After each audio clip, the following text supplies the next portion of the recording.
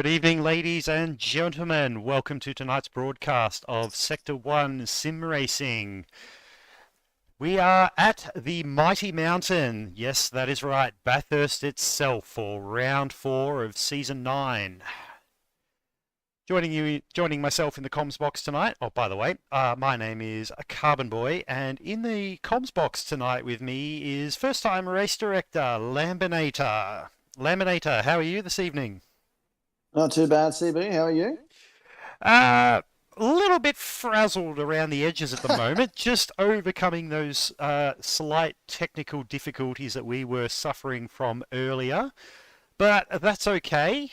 We've managed to Yeah, get yeah, things up and running and nice and smoothly, which is fantastic to see. I'm very yeah. happy. I may or may not have had to put that duction that pulled the lead out from the internet back in the cage, so that way that won't happen again.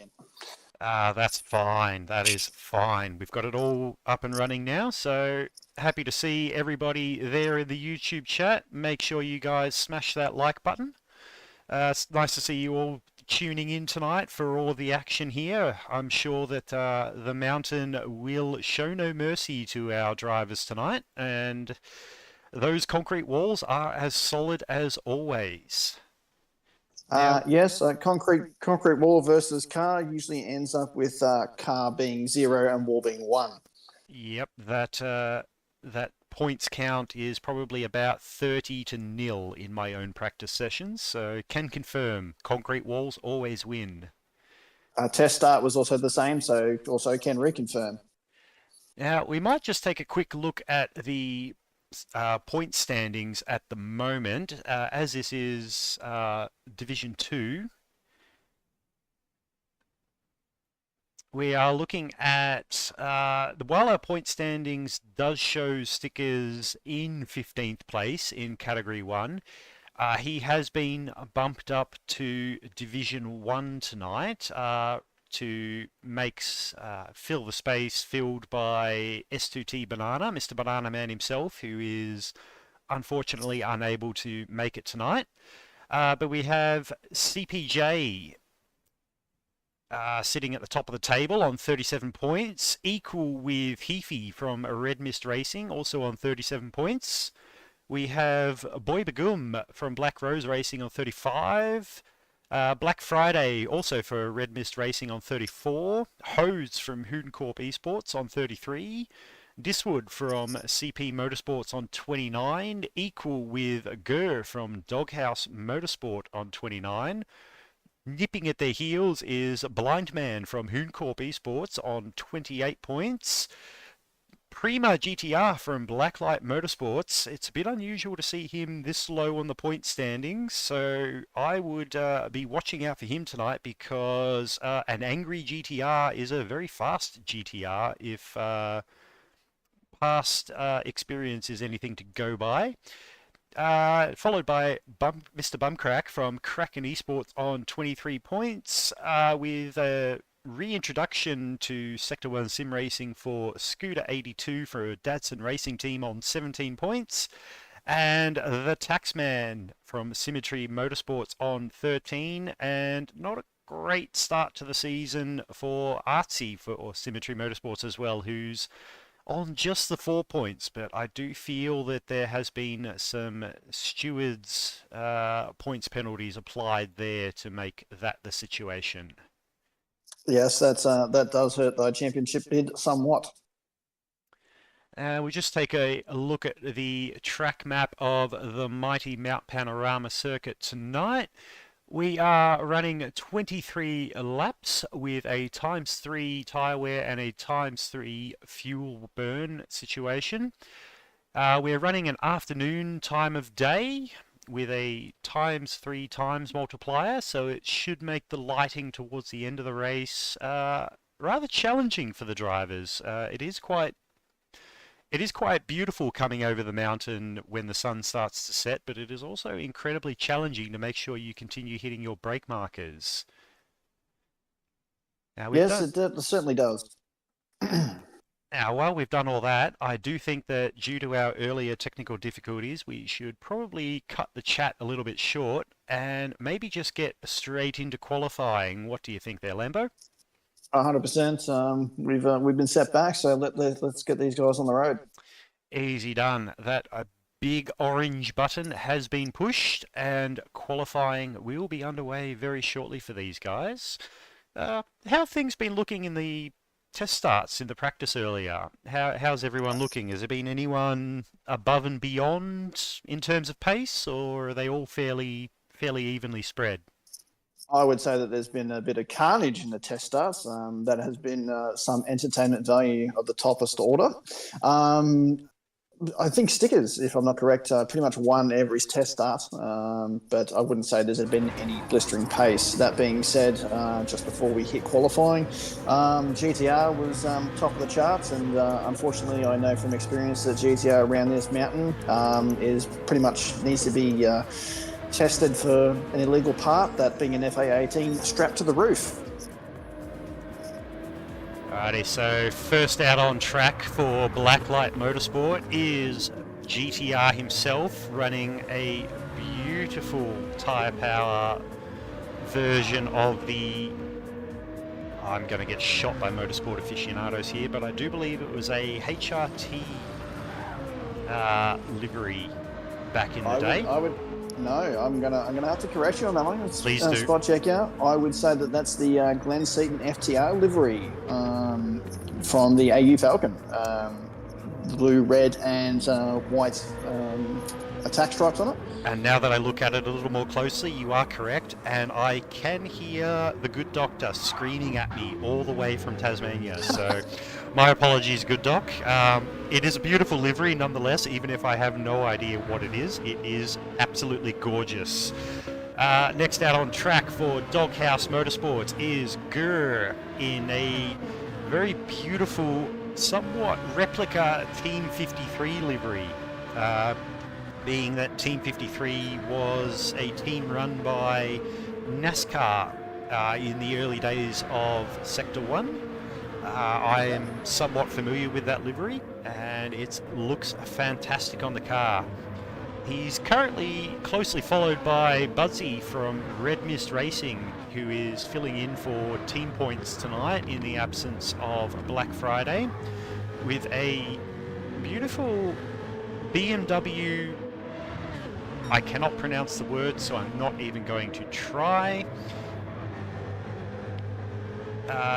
Livery? Look, if you're trying to pass me off to that one, I've got no clue what. What no assistance. So, moving on to Scooter for Dadson Racing. They're in a JPS-inspired livery with the Bacchus Brewery sponsorship on board. Next in line is Thunder Artsy. I think there's for Symmetry, who is running, I believe that is a Benson and Hedges BMW E30. Correct. Yeah, shades of Tony Longhurst. Yep, there we go. Thank you. I know the car, but the driver, absolutely no idea. My apologies to the audience for my lack of motorsports knowledge. Next in line is Blind Man for Hooncorp Esports. And I can't place this one. Yep, I'm a little lost as well. So moving along to Heafy, also from RMR in that gorgeous BMW racing inspired livery. Blind Man in the wall. Well, that's not gone well. Next in line is CPJ from CP Motorsports, who I don't think they quite got the memo about the retro round this week. They've chosen to run their conventional liveries, and well, to be honest, that's not such a bad thing, because the Aussie Tyres livery is quite gorgeous. It is a break from the mould of the usual very corporate CP style liveries, so I like where they've gone with that this season. Closely followed by his teammate Diswood, also from CP Motorsports. Next up in line is Boy Bagum from Black Rose Motorsports in a very colourful... I know it's from a BMW, but care to help me out here, Lambo? So when it comes to European racing, I am a little bit short on the knowledge. I know that you are right, it is a BMW, but that being said, there's been a few BMW colourful liveries over the years, and I just can't place it. Rightio, and I remember that... I've lost him. There he is, Racing Accountant, aka the Taxman from Symmetry Motorsports in the Benson and Hedges livery, and I have taken too long to get to the final driver, who I believe is Hodes from Hooncore B Sports in that rather understated BMW inspired livery. But Prima GTR has gone to the top of the tables with a, well, that's a very quick first flyer with a 2:09 opening lap. Yeah, it's not bad, is it? Oh, Racing Accountant is backwards at the cutting. Oh, that has not gone well at all. We did miss Malevolent One. His gamesman livery. Not too sure what that's derived from. If there's any derivation from any sort of retro there, but it's the gamesman livery, just the red, white, and black. There it is.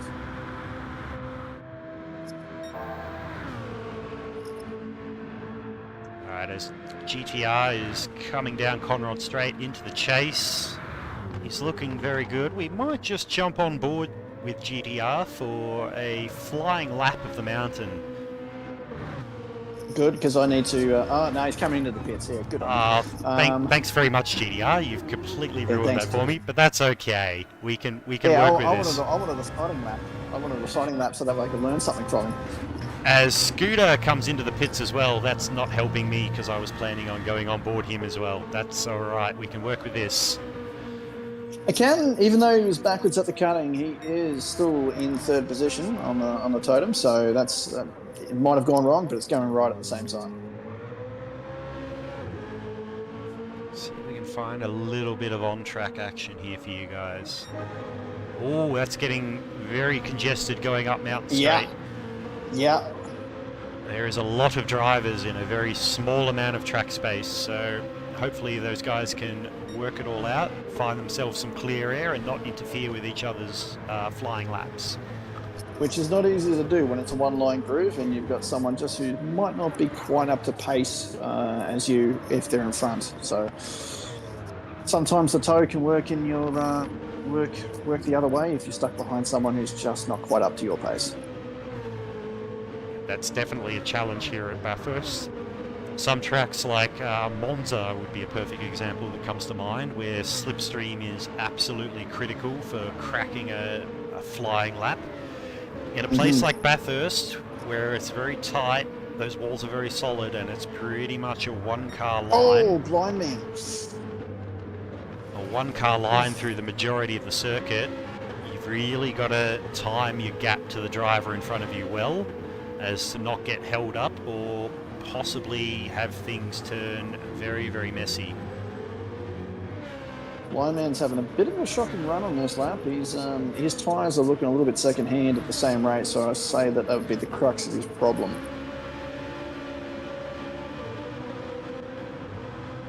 Accountant, he's doing his next lap, so he mustn't have got any damage from that spin, or maybe I'm not sure. Maybe the damage has timed off. What have we got for GTR? He's still on his outlap, isn't he? Yes. That is correct. Scooter's the same. Accountant, he's across the top at the moment. But Heafy is in a gaggle of cars, so hopefully he can maybe drop back, grab a little bit of a toe and catch up right at the end of the lap, so that way he's maximising his space between the next car. All right, let's go on board CPJ as he comes around Hell Corner onto Mountain Straight. Care to call this one for me, Lambo? Can do. Alrighty, so up underneath the bridge, let's see what we got. Yeah, he's just a little bit down. Let's see what this braking marker is. He's just before that 50, turning it in. It's not too bad through that corner. Up on the exit curb. Might be a little bit of a roadblock here. And sometimes I've found that you get a little bit of aero disturbance coming into the cutting, but he's handled that well. Let's see if he short shifts. Yes, he does. Round there. That's what I do. I short shift in here. Short shift again. A little bit dab off the throttle. Not too bad. And he's coming across the top. Nice turn in there. Just off the throttle. Could have been a little bit earlier there, but not too bad. His tyres are a little bit worn. I think that's going to be biggest downfall of any sort of cogent lap time this time. And Greer is really making the job a little bit difficult for him now. He's right on the back of it. He's backed out of it now. So this is an abort lap for CP. Fair enough. Fair enough. He's still sitting in P5 at the moment, so it's not a terrible qualifying session for him. No, but we are about to go checker flag, and we have Ombron with GTR. He's about to come just under the bridge on Conrod. He is 0.6 down, so there'll be no improvement on this lap. And it is his final lap, so scroll back through the field and see if we can find somebody who's Scooter 82 is coming through the chase right now. Oh, someone's just gone around, I think. Blind man. He has not had a good run. He's gone back to the pits too. Scooter's coming across the finish line. It goes purple with a 2-minute .499. I do believe there is someone in the background who would call that an absolute clutch lap. Final lap of qualifying, takes pole position by nearly half a second over GTR. Not often that happens, I can tell you that. Not at all, but that was a fantastic final flying lap from the Datsun driver. And it's always good when you nail those kind of laps. It's just that time that you just get in the zone, you smash it, and you just go, where did I pull that from? And thanks very much for coming. As Boy Bagoom comes across the line, I don't think he's going to improve. Branson Count's about to come across. I think he was blue, but he won't be purple. He's not improving. I think we're pretty much done on the qualifying side, by the looks of it. Can't see anyone. Fair enough. And just waiting for the racing timer to count down. I think that may be due to one of our drivers being in the pits that we are going to have to wait the full 2.5 minutes, unfortunately. So, YouTube chat, place your predictions for a race podium. Top 3, no particular order, just top 3. What are your thoughts? I know GTR is definitely going to be up there for sure. I was going to say, if you'd asked me half an hour ago, I would have said that GTR would be winning, but Scooter has kind of put a bullet in that one. I would say your top 3 there, they're separated by a second, and everybody else behind that's a little bit closer. But I think your top 3 are going to be hard to beat here. It is, and now that our timer has completely ticked out, we can take a look at the qualifying results. So in pole position with an absolute cracking lap of a 2-minute .498 is Scooter 82. Second place on the... also joining him on the front row, there we go, got the words out, is Prima GTR. Kicking off the second row of the grid is the Taxman and Heafy. On the third row is CPJ and Blind Man. Fourth row of the grid is Artsy and Budsy. A little bit further back on the fifth row is Hodes and Boy Bagoom, who I think has done relatively well to qualify there in P10 with a 202.115. I was doing some practice with him yesterday and he seems to have found another half a second over the times that he was sitting in that lobby. The next row of the grid is Diswood and Gurr, and finally rounding out the grid tonight is Mr. Bumcrack and the Malevolent One. So just checking in the YouTube chat at the moment.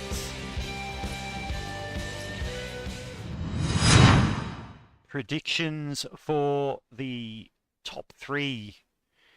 Thank you, Adelaide Ceramic Coatings. Top 3 will be first, second, and third place. That is a 100% accurate prediction. Captain Muffins chimed in with Scooter, GTR, and CPJ for the top 3. Brocky is chiming in with Scooter, Taxman, GDR. Shiza is thinking Scooter, GTR, CP. Evolution Sim Racing's thinking Scooter, GTR, and the Taxman. I tell you what, there's some overwhelming support for Scooter picking up the win here at the mountain tonight. I can't put it past him. It very well could happen. Well, I guess the question is, can he stand up to the pressure that is being placed onto him from the crowd? I think we should not hang around too much longer. I think we should get things started, and we will kick off into our race. How does that sound? That's what we'll do. Beautiful. Time is running out, so let's do it. Rightio. The drivers are on the grid.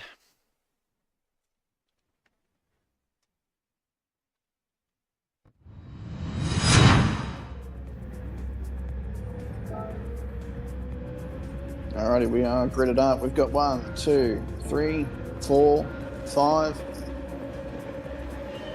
The clutch has dropped, the BS stops, and let's go for the run to the first corner.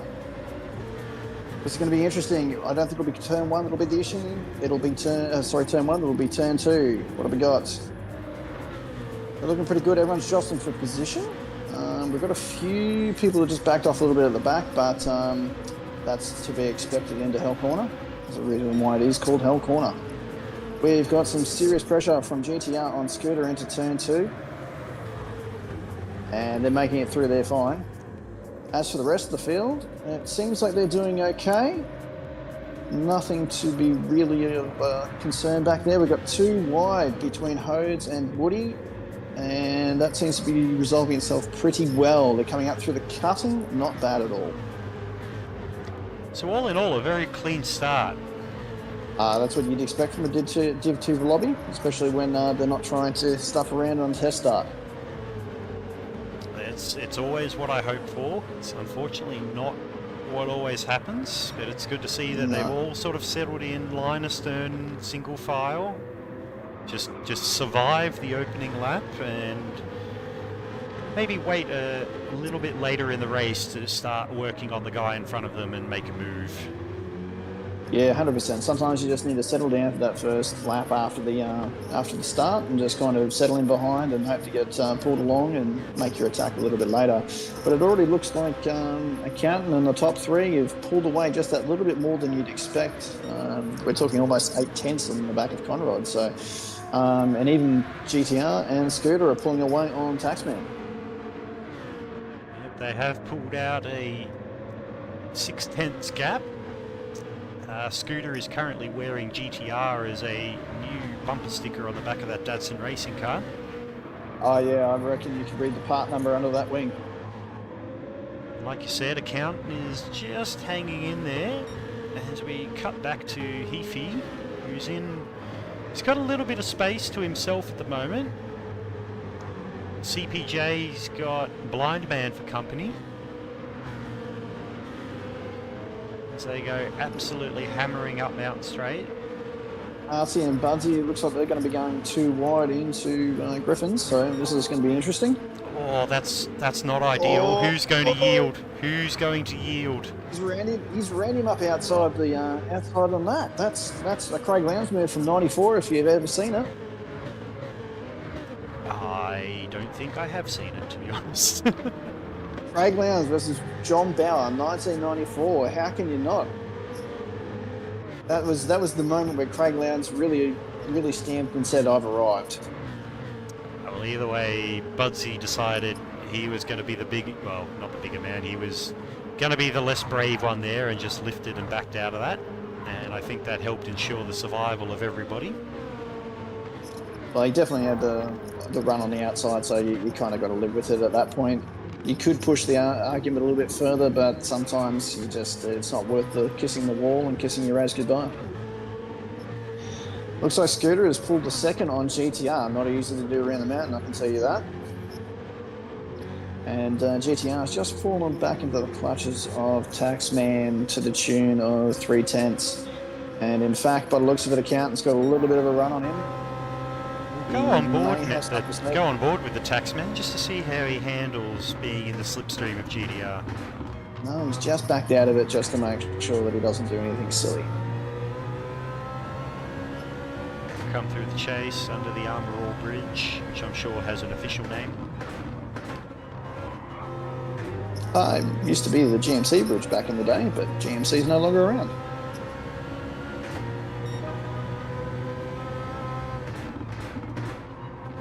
Looks like Codes and Brewer are having a bit of a battle here. Coming up to turn one now.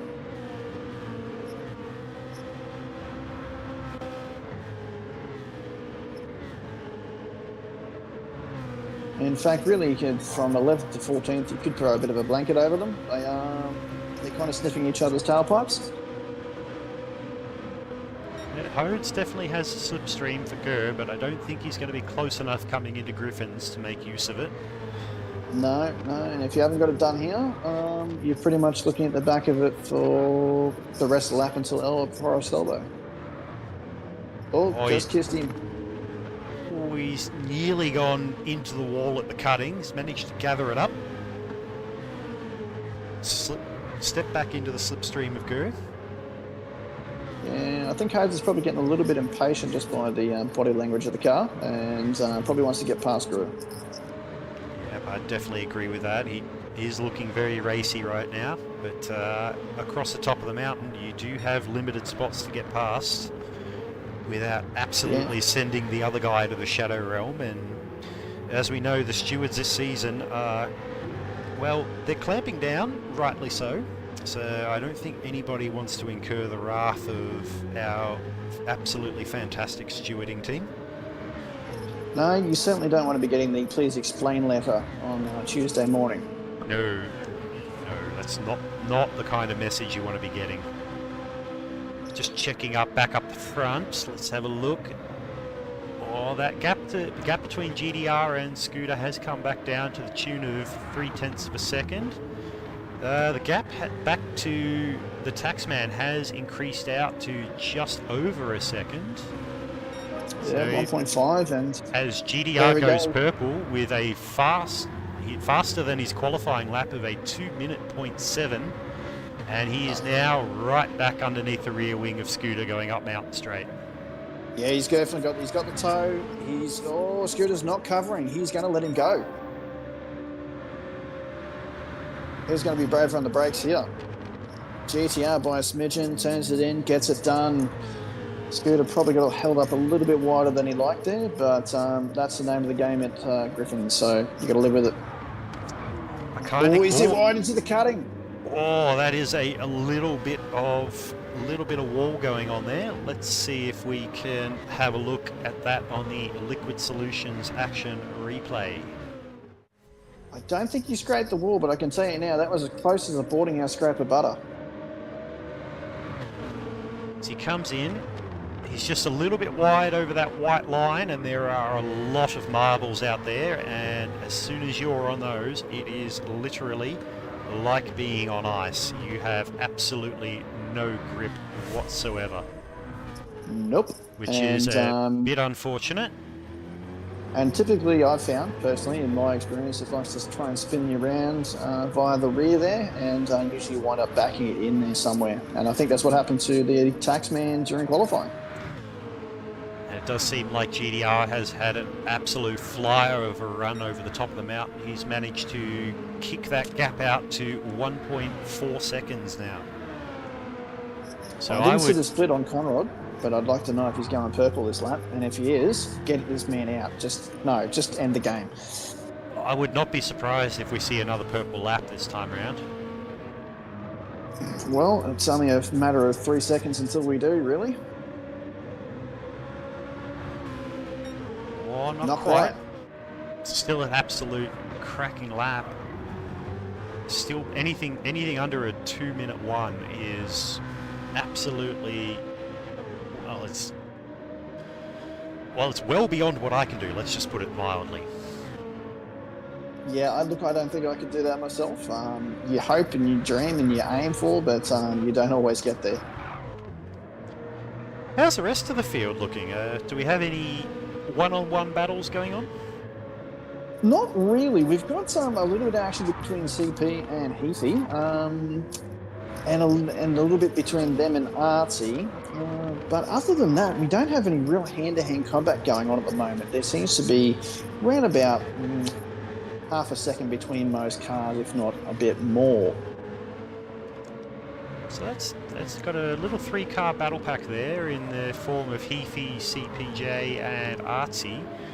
And it does look like there's another little bit of a fragmented pack with Buzzy and Blind Man, and then Boy Bagoom and Diswood. Diswood is actually looking very racy on Mr. Bubblegum at the moment as they're coming down the mountain. There's a little bit of Morse code going on in the rear bumper of Boy Bagoom from Diswood. He wants to get past. As they come into Forest He's definitely Elbow. knocking on the chamber door there. Oh! Buzzy, into the wall. Buzzy has absolutely thumped that wall. Let's see if we can catch that. That was a 360 no-scope on that one. He just 360 no-scope the wall. Thank you. Let's see if we can catch that on the Liquid Solutions action replay. Diswood just got past Boy Bagoom. Right, as they come down the mountain. Oh, he's just gotten a little eager on the throttle and has decided to say hello to the Falcon sponsorship on that inside edge wall. I turn left now. Everyone else, good luck. Yeah, that is certainly less than ideal, but hasn't done that much damage in the grand scheme to his race. What's interesting is Bumcrack. He's back by almost 15 seconds off the back of 11 on one man. I'm not too sure where his race has gone awry, but it's definitely gone wrong somewhere. You don't just lose 15 seconds here. I would say just by pottering around. Things have gone bad for him on the previous lap, where he's been running around in the 2:05 mark, but lap 4 was a 2 minute 18.5. 2 minute 18, yeah. So things have not gone well for him on that lap. Unfortunately, I'm not quite sure where things have gone badly. But I'm just checking back in on Boy Bagoom, who Diswood has managed to make his way past him, and he's now starting to look very racy on the back of Blind Man as they come across the top of Skyline, through Rocky's Skyline. Into the dipper. Let's see if we can get something out of here, because the exit out of here is crucial. Oh no, a little bit of wheel spin for Woody, but let's see what he does into Forest Elbow. Gets a good run. Nice and tight He's against right that on the inside back wall. He's right in the meat of that slipstream. Blind Man goes very defensive onto the right-hand side of the track. And I don't think that's going to be much of an argument from Blind Man once we hit the anchors down here. Diswood slides on through before the braking zone of the chase. All a little wide. Suboptimal line, a little bit sideways coming out of. He's coming back on him. He's coming back on him. Blind Man may have something to say about this. Diswood no, covers. He's letting it rest. Now might just be the time to maybe just sit in the slipstream, save some fuel for the guy in front of you, and just maybe jump him in the pit stop. I don't think that's going to be a attacker for Blind Man, but we'll update that in a lap with our APR fuel and tyre update. But let's just say that Blind Man, I don't think will be jumping Woody in the pits. Well, while we're on the subject, why don't we just kick into that now, as we are on lap 7. I have seen an interesting mix of people during practice trying both the 1-stop and the 2-stop. So what do you say we get into that tyre and fuel update? Alrighty, we have Prima GTR with our tyre power entry. His tyres are looking around about 50% most of the way round. A little bit angrier on the right front. His fuel is just under half, so it's not doing too bad. And if we scoot back to Scooter, he's looking very similar. In fact, I think GTR just has a smidgen over him in terms of fuel, but the tyres are pretty much line ball. Accountant, a little bit less fuel than Scooter. Sorry, a little bit more fuel than Scooter, and tyres are pretty much identical. We go back to CP. His tyres and fuel are identical. I'm switching between them. The fuel is maybe a little bit better for the Taxman, but that's about it. Heafy versus CP. His is a little bit less fuel, so he's not going to be jumping CP in the pits, but the tyres are virtually identical. Thunder Artie. Now, here's where we get a little bit interesting. His fuel is looking a little bit better than Heafy's, but the tyres are looking a lot worse. Easily another 15% all the way around on the fronts. Rears are, funnily enough, a little bit better. So that's interesting. That could be an effect of being stuck in the slipstream behind another driver. You do tend to burn your tyres. Oh, he's gone wide too. Well, that's not gone well. Grass. Woody's going past. Rightio, we better get the camera off Artie right now. We're not doing him any favours right now. Curse. So Woody. Back Woody, his tyres are looking better. Fuel, it's just under half, so I wouldn't have any concerns there. We go back to Boybegun. Once again, fuels are around about. The tyres are around about the same. Fuel is line ball, much of the muckness. We go back to Budsy. Once again, tyres around about the halfway mark, all the way around. A little bit better on the left front. Fuel is identical to Boybegun. Slightly better on the tyres, only just, marginally.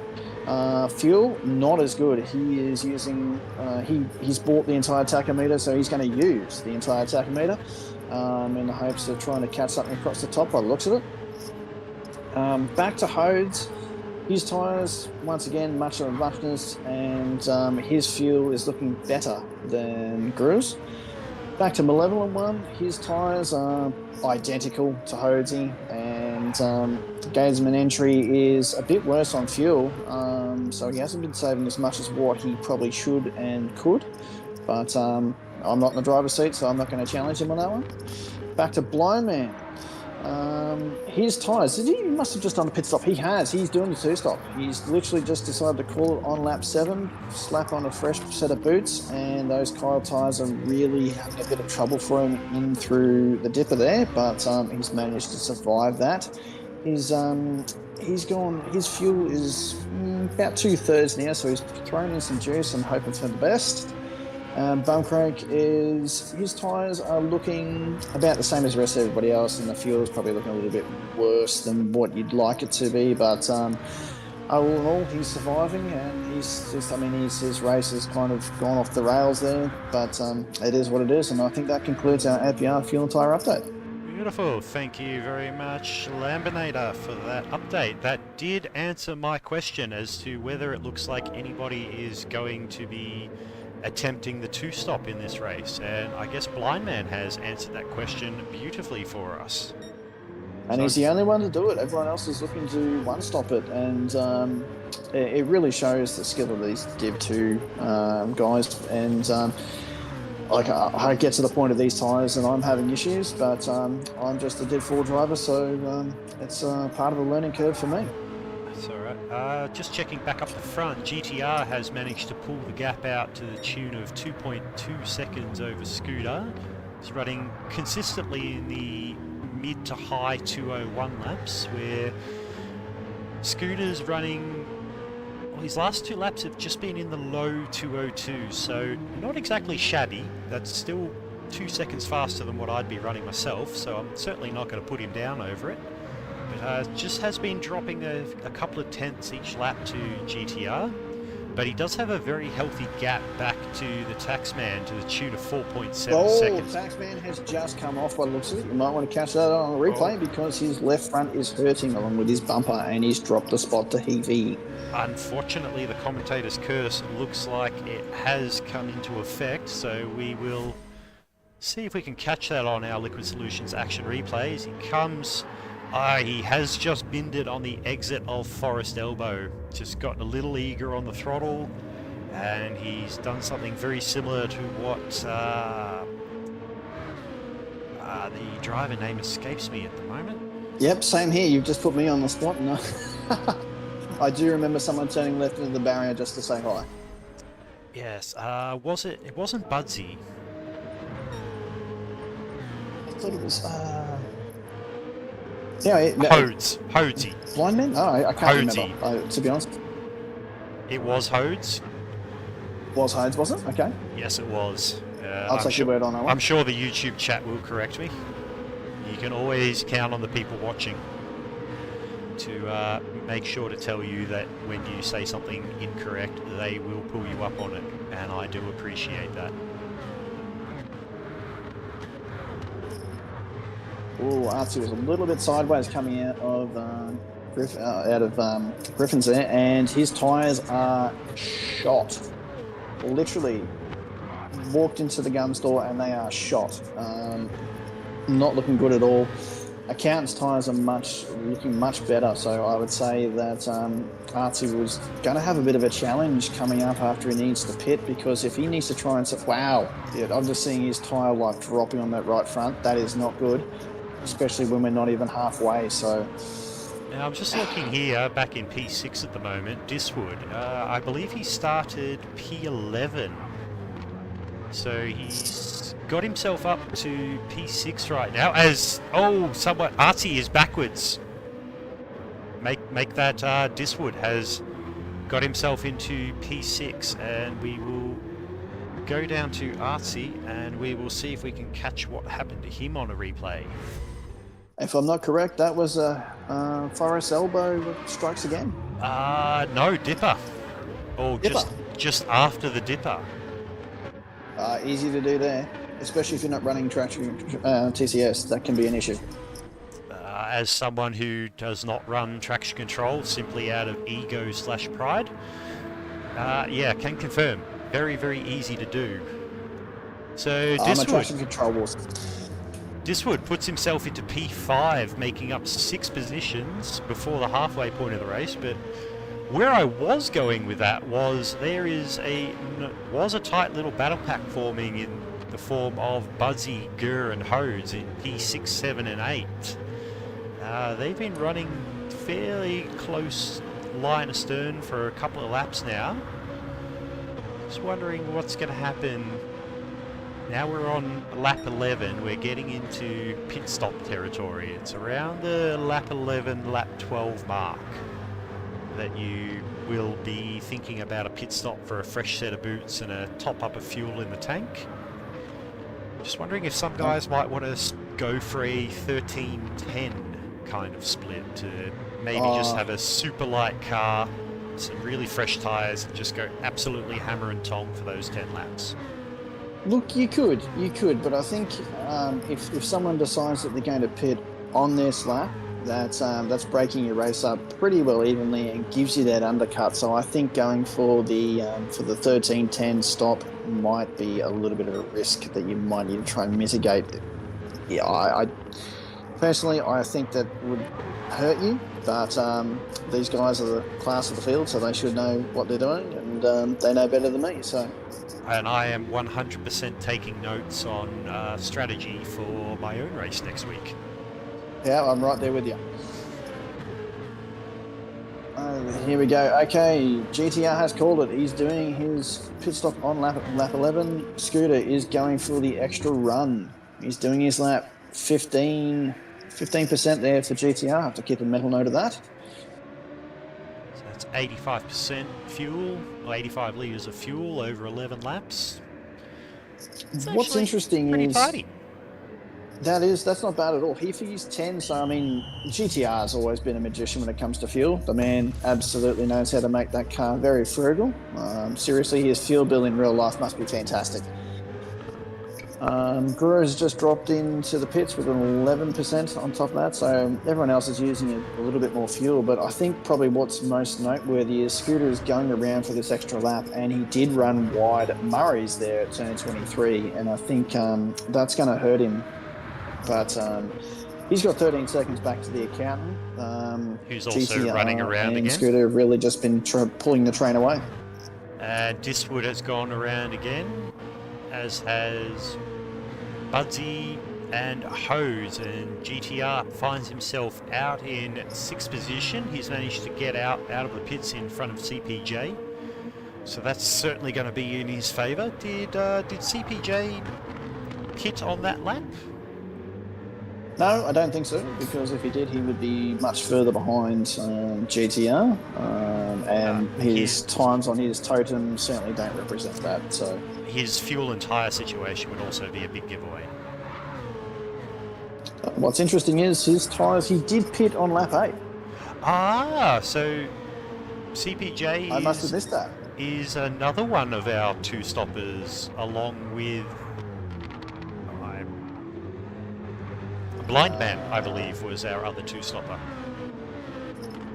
Yes, correct. So, CP, he did it on lap 8, and I must have been calling him on lap 7. So he's given me a bit of a bum steer there in terms of while I'm calling him and passed on, he's ducked into the pits nice and quiet.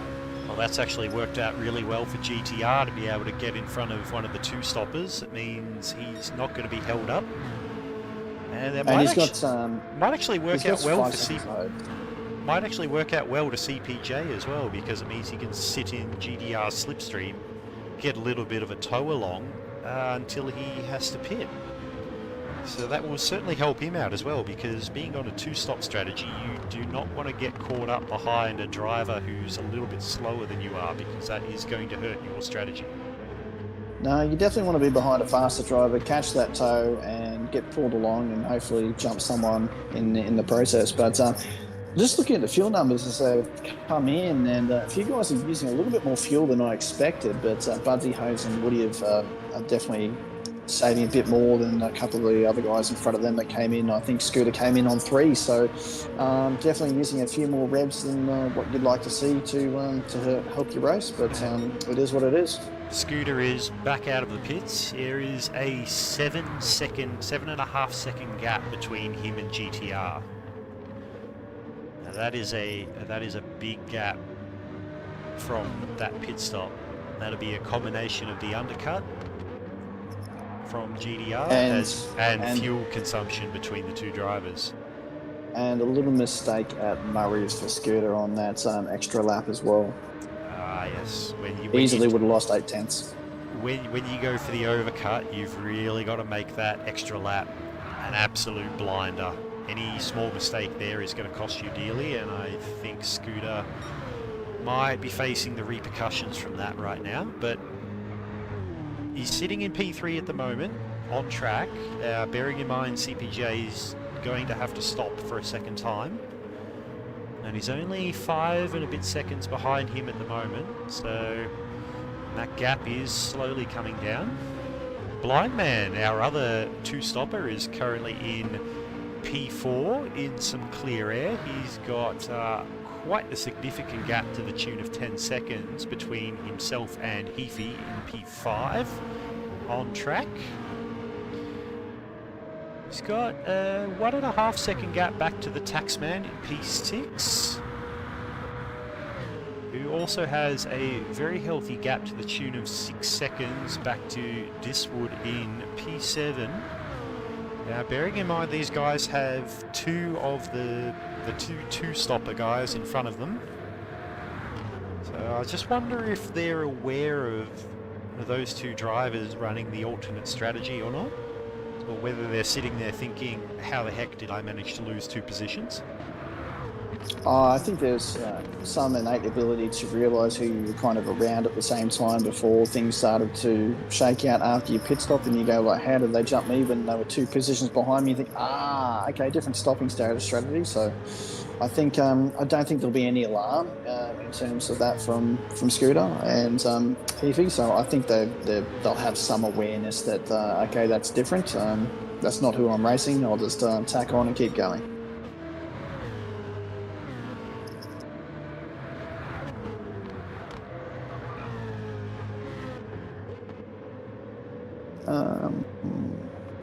He's back in 6 at the moment.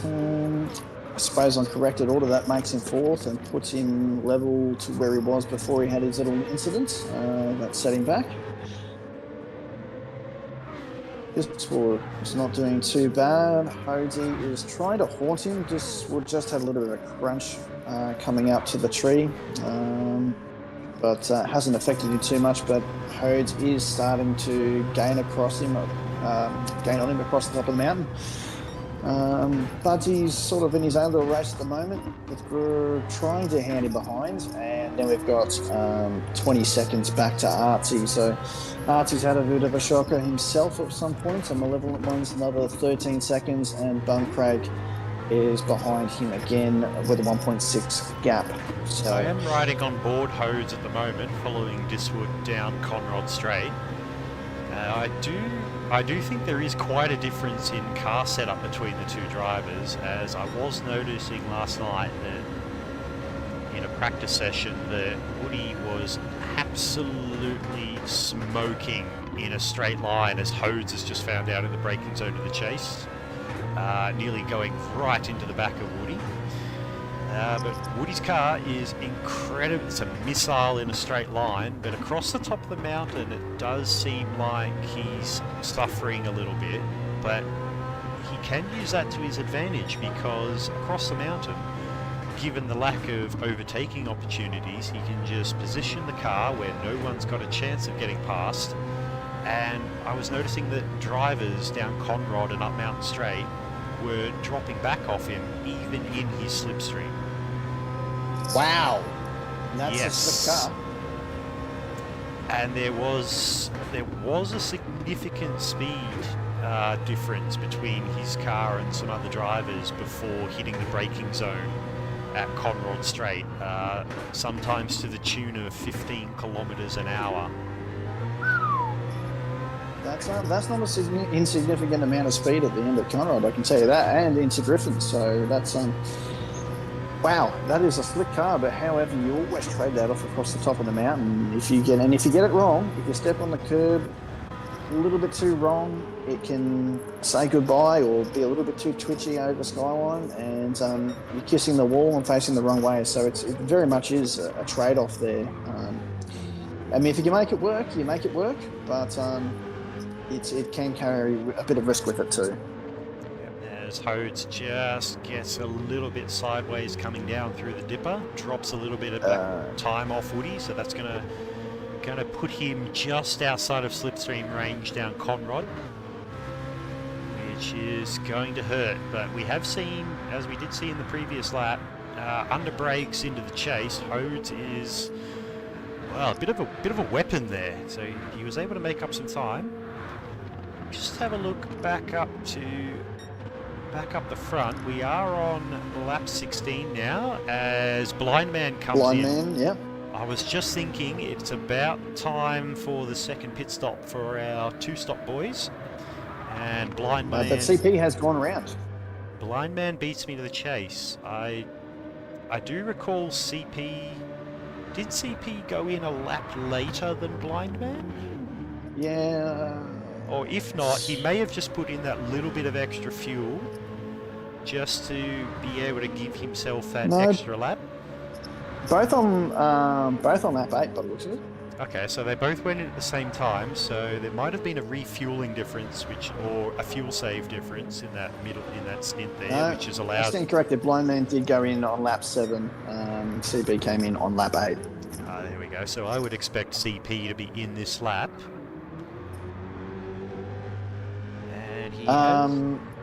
I would say so. He doesn't need to.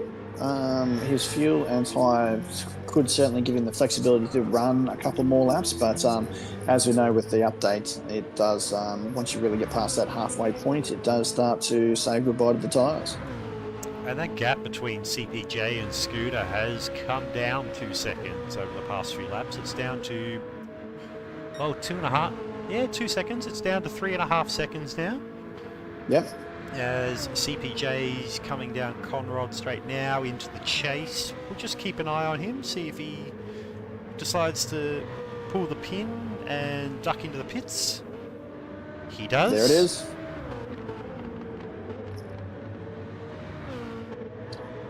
And what's his fuel situation? Oh, he's still got 10%, so he's done That's fairly not too well bad. there. It's not going to be too long of a stop for him. And Scooter slides on through to P2. So this will sort out our true on-track positions as Heafy and Taxman come down the main straight, cross the finish line. they will slip on past. How about Woody?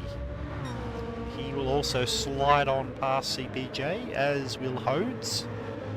Oh, actually, as CPJ comes out of the pits now, will Hodes make his way past? He's got the speed advantage going up Mountain Straight. CPJ does well to hold to the left-hand side of the track. Oh, this is going to be side by side going into Griffin's. Cold tyres. CP's just in front. No, Hodes backed out of it. That's prudent. That was a very brave move there from CPJ. Like, he had every right to hold his own, but on dead cold tyres going into a braking zone at the end of Mountain Straight, he's a braver man than I. That can be challenging in the Griffins, and when you get it wrong on cold tyres up there, you're in the marbles. It's you are saying hi to Barry. Oh, as Hodes just gave a little bit of a love tap to Mr. Barry R across the top of the mountain. Don't think there's any damage to the car. Definitely something coming up here with Heafy and the Taxman. Taxman has closed that gap. By the looks of it, lap 15 is kind of where he's made the meat of that. He's put 7/10 on Heafy. So it looks like there might be a little bit of something happening here towards the end of the race. Maybe the Taxman can get past him and reclaim that podium position. That would re-cleanse the field in terms of a lot of the predictions that were out there. It was the top three, including my own, that said the top three will be the top three. Oh, the Taxman might still be around to ruin that prediction. However, he's hanging onto the back of Heafy quite well. He's refusing to let go. His tyres are also marginally better than Heafy's as well, so that's certainly going to help. The better tyre life you've got is always going to be the best thing. You can always put the money on the man with the best tyre life, so it's going to be an interesting battle coming up. Yeah, that may come back to help him in about another 4 laps time, I would say, when the tyre degradation does start to get very, very noticeable. Alrighty, well, we're 5 laps from the end. Should we do a APR tyre and fuel update? Sure, why not? Let me see if I can find the right button to press, and we can kick right off into that. There we go. Fire away when ready, Mr. Lambinator. Alrighty, we have got GTR. His tyres are a little bit about halfway on the right-hand side, and his fuel is just under half. Going back to Scooter, his tyres are actually looking a bit better. That might be a little bit of help in terms of pace difference. He's just not there with GTR at the moment, and he's not wearing the tyres. His fuel is looking a little bit better as well, but that's... Oh no. No, that's the error. Your audio has gone a little bit 56k dial up at the moment there, Lambinator. I might just have to take over the APR fuel and tyre update here. So, viewers at home, you're about to get a rare treat. You guys are going to be able to see all of the telemetry for yourselves. So, picking up where Lambinator left off on Scooter is we have about 45% fuel left in the tank for Scooter, with the tyres at about 40% wear.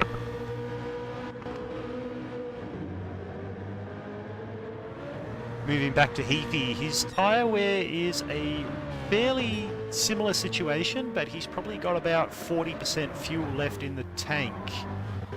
Diswood is in pretty much an identical situation, but he does have CPJ for company as Diswood has managed to make his way up to P4, which, if I recall correctly, starting from P11 is an astronomical climb up the field.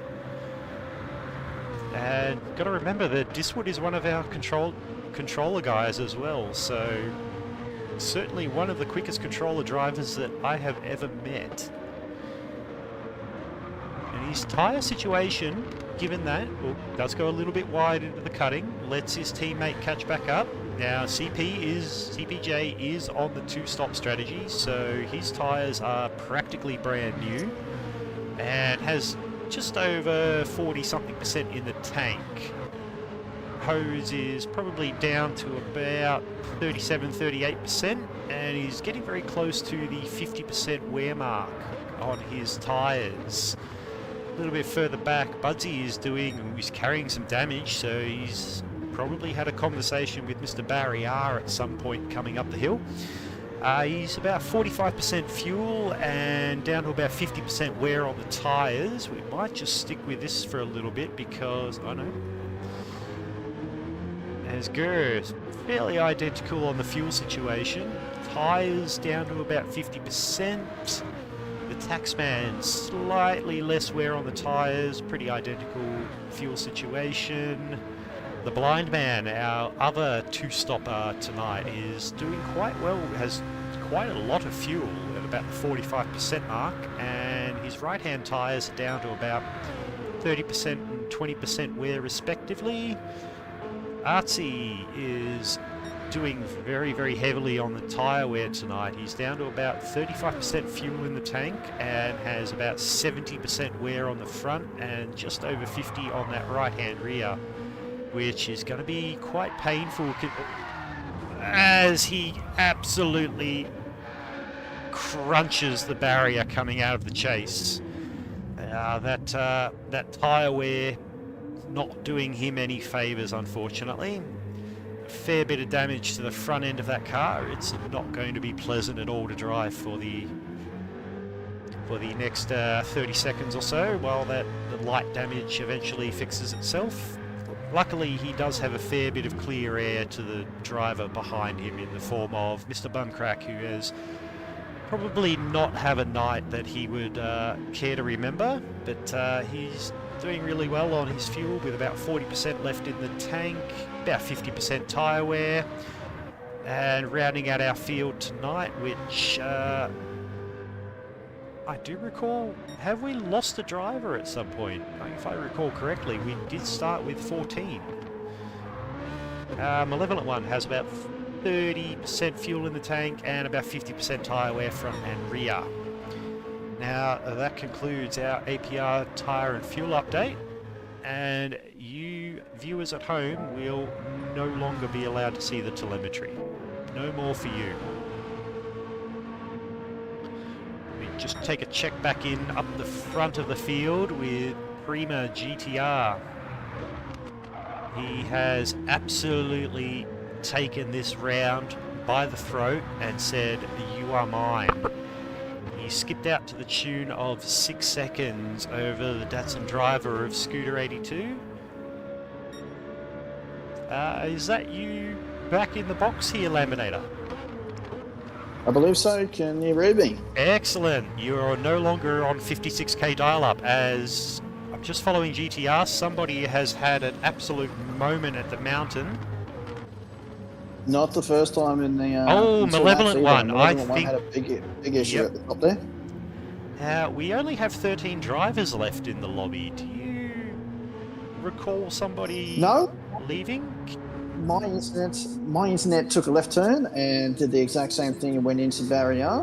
So I'm not too sure exactly what happened where, but what I did notice when I came back is that the Taxman is now in 9th. So something has happened while we were doing the APR tyre and fuel update that has caused him to drop from 4th all the way back to 9th.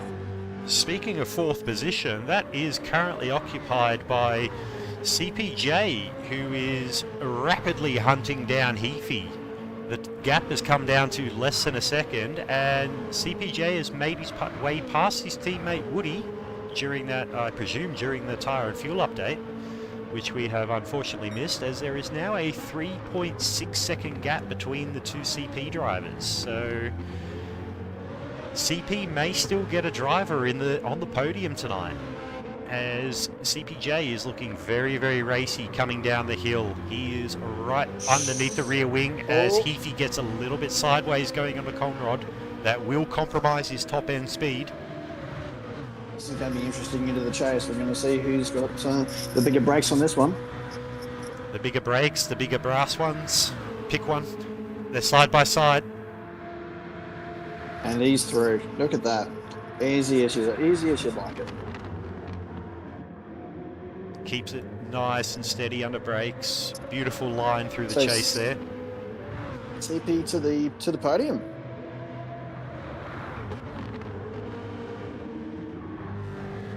Now, I do recall there was somebody in the YouTube chat who did predict CPJ to finish in the top 3. Scrolling. We are checking.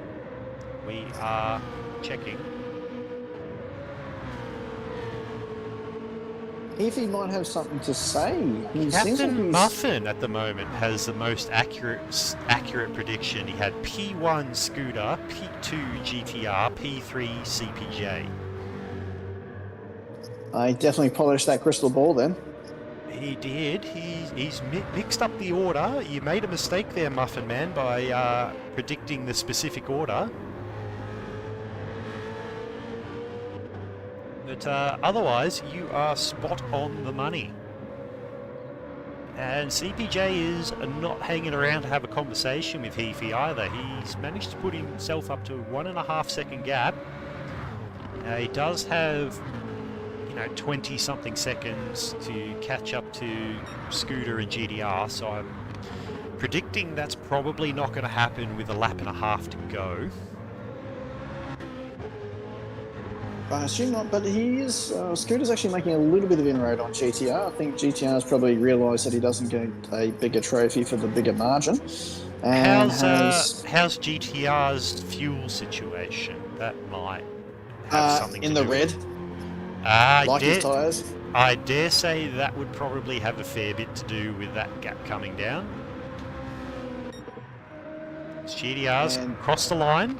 He's on his final lap now. All he's got to do is hold it together for another lap. He's got a 4.5 second gap back to Scooter. So as long as he can just manage his tyres, not have any conversations with Mr. Barrier, and not run out of fuel, he shall be bringing home the W tonight.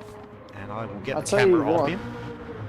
I tell you what, CP has really done a magnificent job on that lap. He got past Heafy and call in Thor because he decided to drop the hammer and go. He has not stuck around. He's just bolted. Heafy might be a little bit fuel compromised. He's actually short shifting, so that might have something to do with it. But I think he might be all right on fuel, but it is in the red. I suppose everybody's in the red at the moment, but Budsy's not doing too bad. Gruer's tyres are getting there. Red, he's also in the red with his fuel, and Captain, everyone's pretty much on there. Oh, wow, Blind Man's tyres are looking pretty good, but he was a 2-stopper, so there's a few tales of woe, but it looks like they're back end of the pack here too. We've got Artsy, Bunkrake, and Malevolent One, who had a race to forget.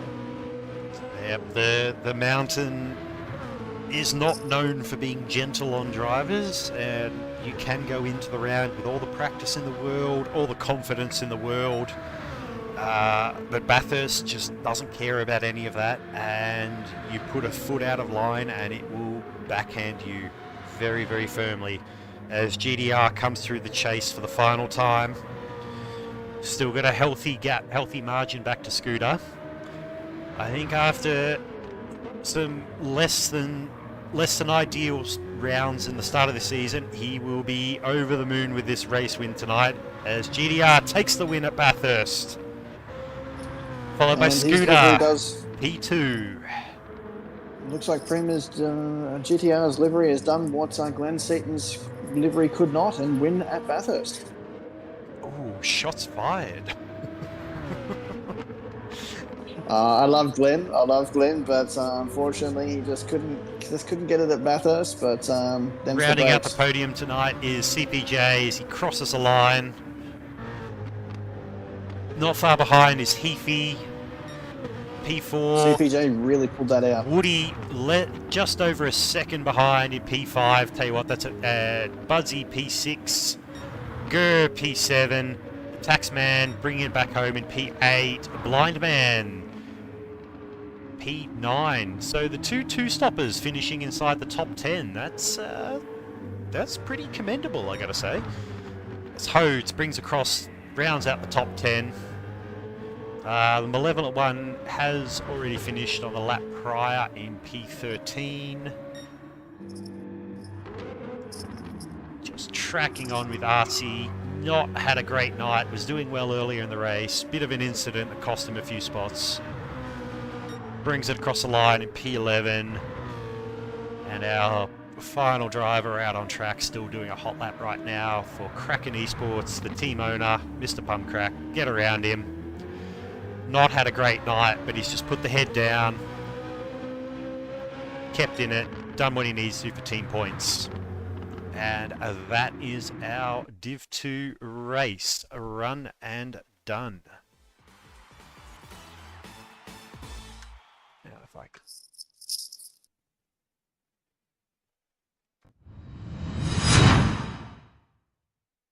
Well, there we go. GTR has brought home the bacon. Now, YouTube chat. Everyone watching at home, fire in to the YouTube chat with your Driver of the Day nominations, please. Now, just to add to your... Sorry, Carbon Boy, if I can just interrupt for 2 seconds. Just to add to your workload tonight, obviously, because my internet decided to take a left-hand turn at Forest Elbow, like we've seen a couple of times tonight, I'll just get you to save that replay because I'm not going to have the whole thing. Roger that. I can certainly do that for you. As we will kick into our race results for the night. Pardon me, sorry about that. So our... Okay, something has... There we go. It helps when the person pushing the buttons is not a complete moron. Rounding out our race results tonight, our podium, Prima GTR for Blacklight Motorsport taking out the dub.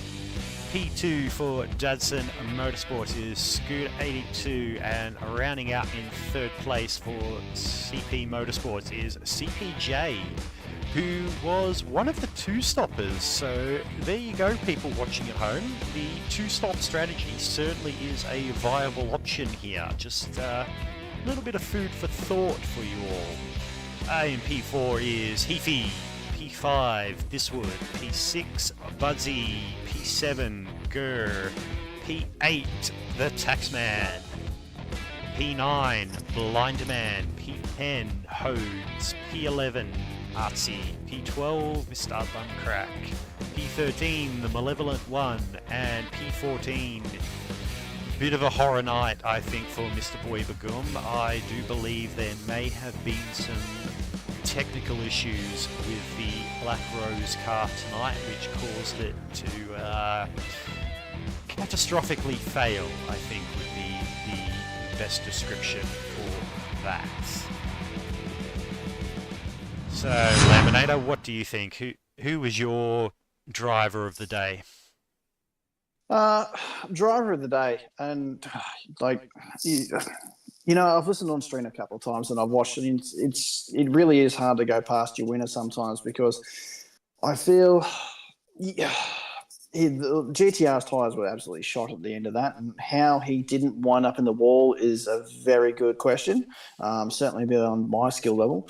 CPJ, definitely a top contender in terms of making a two-stop work and cashing the podium on top of that. And I'm now escaping me as to who jumped 7 positions up to 4th, if I remember right. If I go back to the results. That would be Diswood.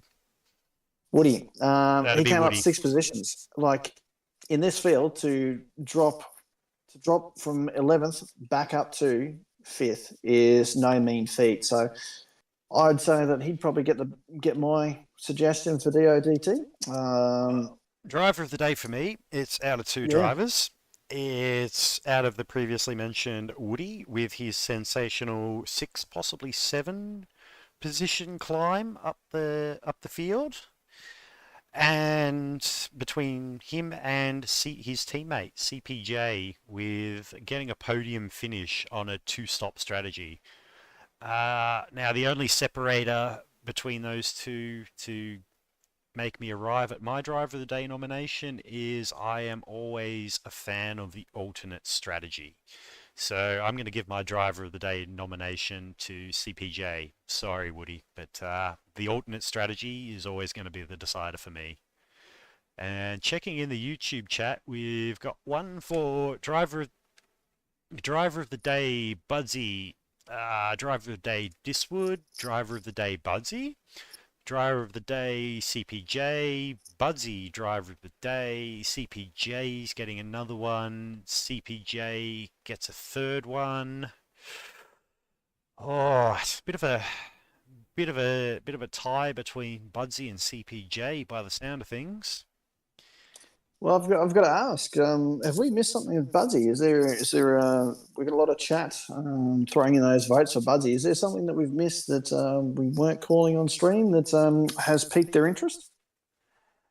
Uh, I would dare say that it's the fact that Budsy is a fill-in driver tonight. He's normally in category 2, so for him to step up into category 1 and finish in P6, that certainly is a commendable effort. So uh, I think that's what we're missing here, actually. Okay, all right. Well, then that's fair enough because to certainly step up into the next division and throw punches like that. I mean, better than midfield in this field is quite commendable. So Yeah, you know what? uh, I'm going to side with the YouTube chat on this one. I'm going to side with the masses. I'm going to award the driver of the day to Budsy. Sorry, Woody. Sorry, CPJ. Driver of the day goes to Budsy. There we go. Executive decision made. yeah, CPJ's DOTD just got rescinded by Carbon Boy. Yeah, sorry. I will accept all and any abuse in the Discord chat. And now we know where the deciding factor is for Carbon Boy when it comes to driver of the day and his decision. It's not the alternate strategy. It's being stepped up into a division and throwing punches like you want to see. Definitely a factor. Definitely a factor. Well, we might take a short break, but don't go away, ladies and gentlemen, because we will be back very, very shortly with the Division 1 race here at Mount Panorama. Thank you very much tonight, Laminator, for joining me in the comms box. Sorry that things didn't exactly go 100% to plan, but I don't think they ever do, so don't take that too much to heart. No, it looks like I've got a few things to sort out before my next RD role. That's for sure. Definitely, moving house has not helped in the making sure that everything is smooth sailing. So, look, it is what it is. Thanks very much for your assistance tonight, CB. It's just one of those things that when you set up for the first time and things don't go the way they are, you think it can only get better from here. Exactly. Exactly.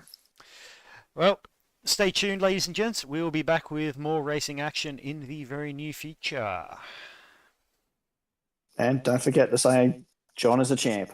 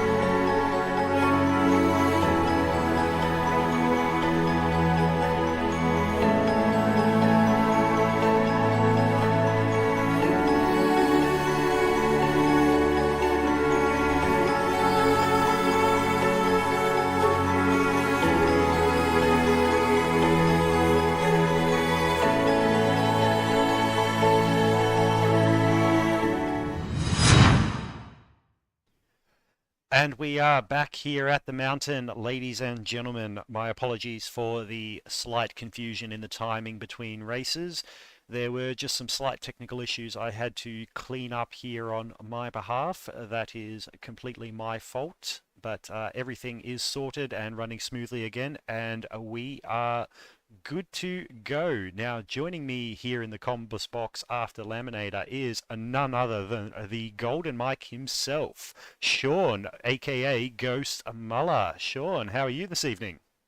I'm very well, thank you. How can I not be good? It's Bathurst, it's retro round. This is the top division. This is where it's at. The best drivers in the country, and John.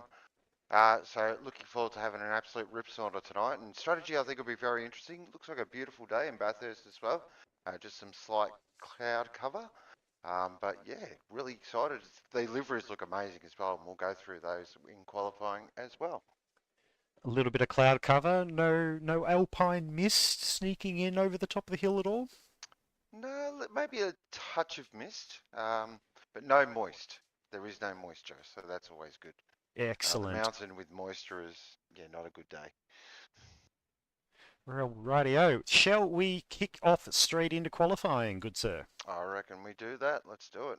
Excellent. I am down for that. After that cracking Div 2 race where we saw a very angry GTR show what an angry GTR can do, let's see how our top division rounds things out for the night.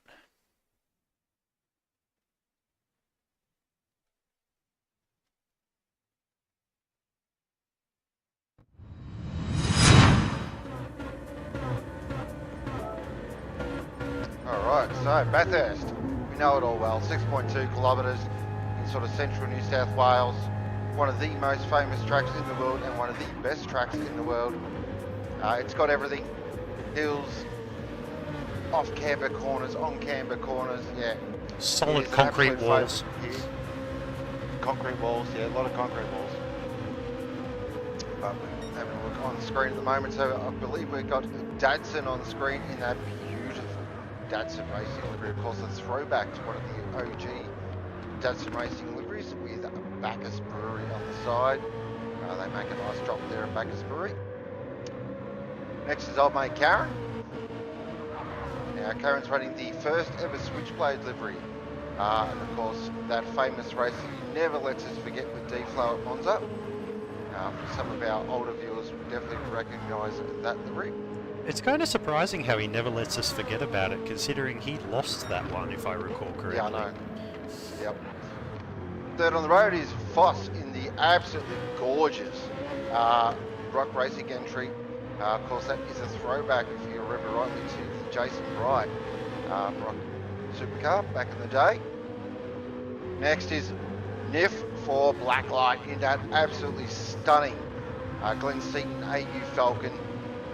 That looks absolutely magnificent. Also, it's a little throwback to the original Blacklight race cars as well. So you might remember the old TMR Porsches with that sort of style there. That's what that's all about, is Niff decides I'm going to let the Goaty through. Goaty in a throwback to the 86 Group A touring car that Alan Moffat famously put in the wall here at the mountain. That's why he never let a Ford driver hold it. But that looks absolutely magnificent. Brocky has done a great job. Ricky Bobby in the beautiful 917 inspired Golf livery with orange wheels, ladies and gentlemen. Actually looks really good on track as well. I'm looking forward to taking a photo of that one. I reckon that's going to be a bit of a poster wall style photo. Next is Wacky in another one. I swear, some of these livery makers are just after my heart here. In a Martini-inspired Brick Rock Brewing BMW. That goes straight to the top of the pool room. That looks absolutely stunning. Next is Old Wakey in a art car-inspired livery. Now, if you know BMW quite well, they have a lot of art cars at Le Mans and things like that. So, yeah, that looks, again, magnificent. Who else we got there? We've got Tinderax. Now, in the, of course, the JPS inspired BMW, these are on the M3s, also the 635s. Jimmy Bridges drove to great success in the mid to late 80s. Then we've got John for Lightning. Of course, this is a throwback to the OG Lightning Motorsport cars. Standard sticker stuff really looks absolutely stunning on track. But Evil Evo with the, of course, the Team 53 throwback. Big shout out to my mate NASCAR. Hope he's doing well. And of course, the Sydney Swans finished top of the ladder and are in the finals. So he'll be happy as Larry. Of course, Doghouse are good friends with NASCAR as well. Second of the APR Motorsport liveries, of course, is Ladocious, also known as Brake Bias Barry. For those that don't know why he's called Brake Bias Barry, just ask chat. And then Stickers McQueen, in the second of the Lightning Motorsport entries. And then finally it is 11 Spiel for REM, and again in that beautiful JPS inspired livery. But that is, yeah, that's all the liveries, and I reckon they all look great. And we're going to get our first indicative time, and it's going to be Datsun with a 2:01.521. It's a pretty good opening lap. Voss goes in with Mountain Goat, a 59.9 already. Stupid. On a first flyer, get out. Yeah, look, that's mental. That's, yeah, disgusting. Absolutely disgusting. Young Wakey not that far behind. Well, actually not that far behind. 9/10 of a second, nearly a full second behind with a 2:08. That's still an incredibly quick lap, but Mountain Goat certainly not here to procreate with arachnids tonight. He's here to put a foot on the throat of the mountain and say, "You are mine." Very much so. Junior Cyborg is on it already, and it's just fitting he's in a Brock car as well. Because, oh, Foss, oh, that is a moment. That is moments. Code Brown there for Goaty.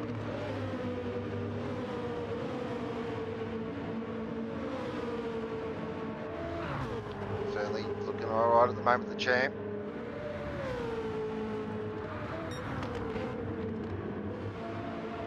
I think he'd be pretty happy with that. He's pretty quick around the mountain. For those historians of Sector 1 know that Lenotius here always goes pretty well around here. And of course the APR Motorsport cars, big shout out to their teammate Brewer today, over the weekend, who had racing in Sandown as well and did quite well for his first shootout there. So big ups to old mate Whitehips. Foss in 5th, that's a surprise. Didn't expect that, but I think Foss is still winding up. Datsun in 6th, that's a mega job from Datsun. Mr. I don't belong in Div 1. Yeah, eat the words, buddy. As he's come into the pits for a fresh set of boots, but yeah, I don't think we will see Foss down in P5 for much longer, as he is also into the pits for a fresh set of boots. Okay, so Young Wakey goes quicker, so he's dropped that down now to a 2:05.94, which is a nice lap. So it's a couple of different strikes out here at the moment.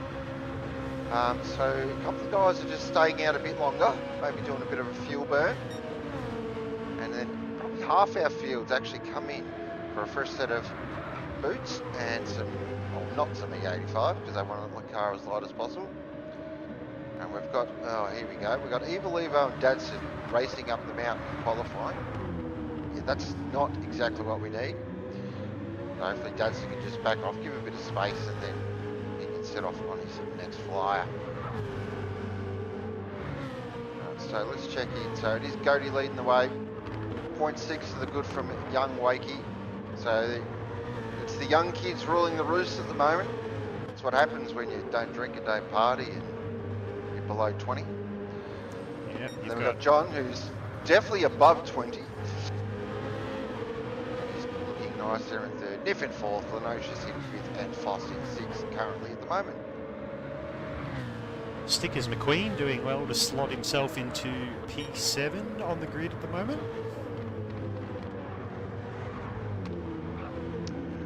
Yeah, that's a really nice job there from Stickers. Of course, he's pretty pumped up at the moment. He won his work, I believe, footy tipping competition.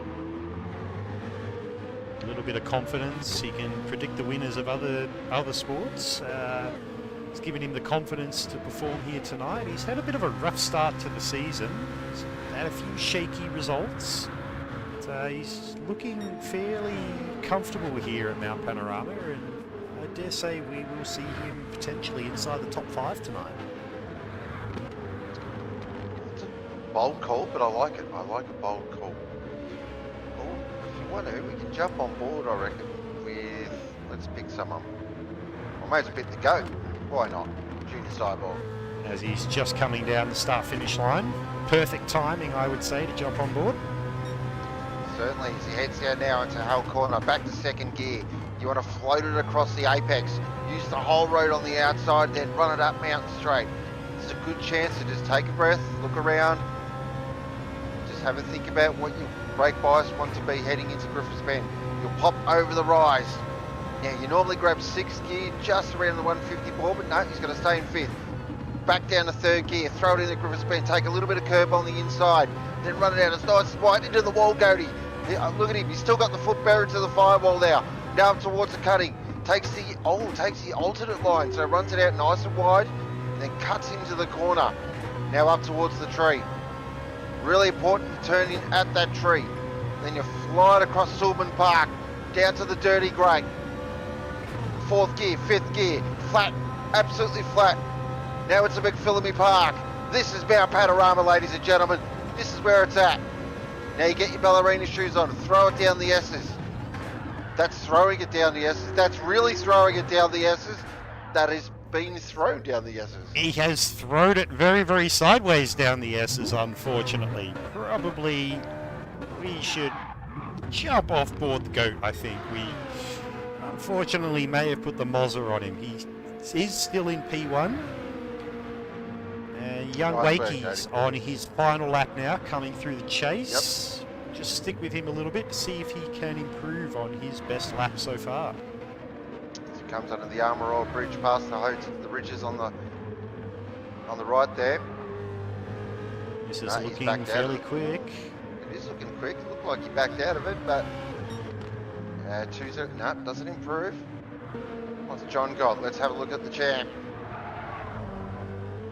Nice through the chase, very nice. Dadson at 2:01.4, that's not a bad lap from Dadson. We'll put him in 8th position. Ricky Bobby with a 2:01.1 up to 5th position. That's a great lap. Tips his teammate Ricky Bobby. Oh, John stays in 3rd. Does improve by 2/10, so just builds that little bit of a gap back to your boy Niff. Lenocious there. Let's see. No, he's backed out of that one.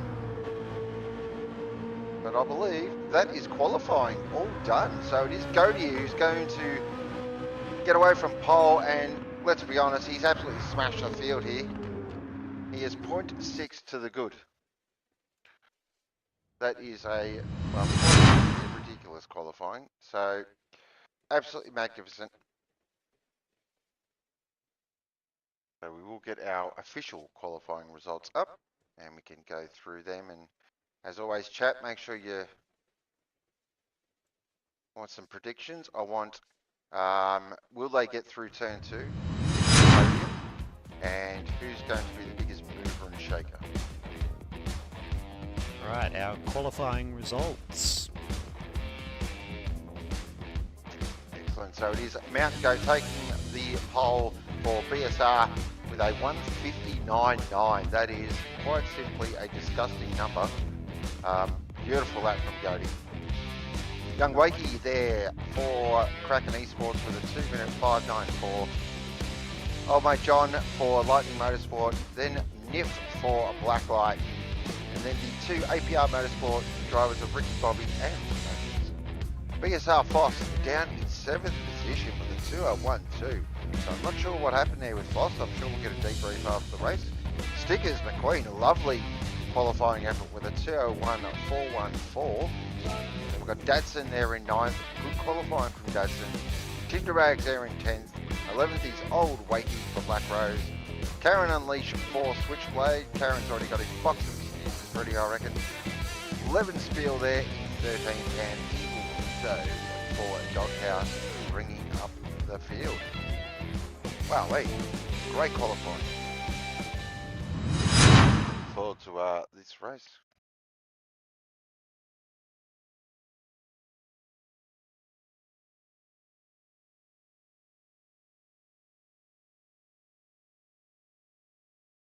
Certainly was. So Goaty just, yeah, sent it. So we didn't get any clutch laps, which I'm a bit angry about. I do love a clutch lap at Bathurst, but seeing that mobile BMW up on pole, just, it hits in the feels, right in the feels. Yeah, it certainly So does. I'm just going to take a quick breath, a sip of iced coffee, bit of a Beautiful. stretch. I will Now let's enjoy get my water bottle. water Yeah. bottle. Look at that, So, professional. YouTube chat, throw in your predictions for your top 3, if you would be so kind. Womble's predicting a first lap red flag. Is saddest. That's not quite the kind of prediction that we would like, just quietly. As Adelaide Ceramic Coating says, second that Womble. Oh, where's the positivity? A little bit of positivity, guys. Have some faith in these guys. They're the best drivers we have. Alright, so, Ghost, I am ready whenever you are. All right, let's do this. Get ready, Alright, here we go. 23 laps, Mount Panorama, Division 1. Absolutely cracking lap set in qualifying. What can they bring to us during the race tonight? This is going to be on from young, for young and old here. The Mountain, Div 1, round 4, Bathurst. 1 light, 2 lights, 3 lights, 4 lights, 5 lights, clutches engaged. Racing! Like everyone's got off the line quite well now as they head down into Hull Corner. Young Wakey's actually got a little bit of a better start than Goaty, but Goaty just holds his line, gets it done nicely. So he will lead them up Mountain Straight for the first time. We've got a bit of action there between Niff and John. But John slots in behind Niff, so Niff's got a fantastic start in the Black Light Mobile. And he's right in the slipstream of Young Wakey. He's going to try and do a Craig Lowndes around the outside. Can he hold it out there? That's bold. That is brave out there. That is right in the marbles. He's done a fantastic job to hold on to it now. Heading into the cutting. A little bit of bump and grind, but she's all good. Into the cutting. This is normally a bit of a red zone area. Does everyone get through nicely? They do. So a lovely bit of driving here from our Div 1s. We've come to expect this. They are benchmark operators. Heading up. Oh, Young Wakey and Tinderags off the back there. So something may have happened there. Back out with our leader. Look at Goaty. He is on it. Young Cyborg mode is activated. Young Wakey's got a bit of a battle on his hands with Niff as they head down the SS first time into the dipper. 2 wheels off the deck. That's what we love to see. Now heading into the stupidest corner on the track, Forest Elbow. Absolutely dumb corner, this one. You never Could get not it right. agree You more. always- Could not agree more. So silly. Now down the fastest straight in Australian motorsport, Conrod Chase, over 1 kilometre long. As we might stick here with Young Wakey, he's just built a little bit of a gap here over Niff as he entered the fastest corner in Australian motorsport. The Chase. Flat to the firewall, 270 kilometres an hour, then you stand on the middle pedal, push it through. And then you just nice and dance it across the Chase complex. That's lovely there from Young Wakey. Jeez, I love that line. Heading now into Murray's, and that is lap 1 of 23. 1 down, 22 to go. No major carnage that I have seen so far. Very clean opening lap, so Foss has done well off the start. He's made himself up to P5 on that opening lap, making his way past the APR boys. But he's got both of them right behind him heading up Mount Straight, so a little bit of teamwork could see him in trouble if he's not careful. very much so. I tell you what, Ricky Bobby, I remember this from back in the day. He is mighty through coming down the mountain. Just absolutely knows how to dance the car beautifully. A lot of these guys are already short shifting, trying to save fuel, save the tyres. You don't want to excite the rears too much and get rid of a bit of goodness. And Back here. the top 7 have skipped out a little bit from the rest of the field. Yep. There There is a 2-second gap back to Stickers in P8. He has Dadson for company in P9. Evil Evo's done well. He's made his way up to 10th from starting in P14. Probably taken advantage of a little bit of lap 1 chaos. He does. Looks like, I was just going to say, we did definitely have 2 off the back, so Tinderbags and Old Wakey. Not too sure what happened there, but that looks like a bit of a lap 1 incident. We were focused on the battle up front, but once again, we will get a debrief of that. So it's Cody, 0.9 to the good. But I've just been keeping an eye on young Wakey. He's just starting to eat into that ever so slightly. So pretty much bang on 1 second at this point. And he's got Niff just a couple of tenths behind him for company, who's made his way past John over the course of that lap. Yep, Niff's on here. With Niff having set a 201.3 second lap to John's 201.4. Very nice. I mean, look at this thing. Junior Sidewalk, a 2 minute 6 race lap. Thank you. Seriously, get out. They head now up the mountain again. What can Foss do? He's got John in front of him. Oh, he's so deep on the brakes there into the cutting. Absolutely on the lock stops that was. So flicker through under the tree. Down into the grate. This is just a magnificent bit of road. Through McPhillamy. Try and find someone sober up there. Down into the S's. Through the dipper. Oh, Foss again, just a little taily. That car just looks like it's really loose. And the back end's just wanting to step out and fire him into the fence. So maybe gone a bit of a different direction with the setup compared to Cody. Ricky Bobby doing a lovely job in 6. His teammate right behind him. Bit of formation flying from the APR boys. Down to the chase again. Young Cody leading the way. Oh, he's had a moment. He's had a huge moment. Oh, Cody, he just got on the grass there a little bit and the back end stepped out and young Wakey's like, right, here we go. Let's get into this. We might kick off into a replay a little bit later. We'll stay on the action for now. See what young Wakey can do up Mountain Straight. So, Cody now, he's going to have to defend here because young Wakey's going to be in the slipstream. Now, Cody will try and defend this. He'll go very early, I feel. Yep, he's hugging the right. Yep. Oh, right hand he's side down of the the track. inside. Oh, that's on the grass.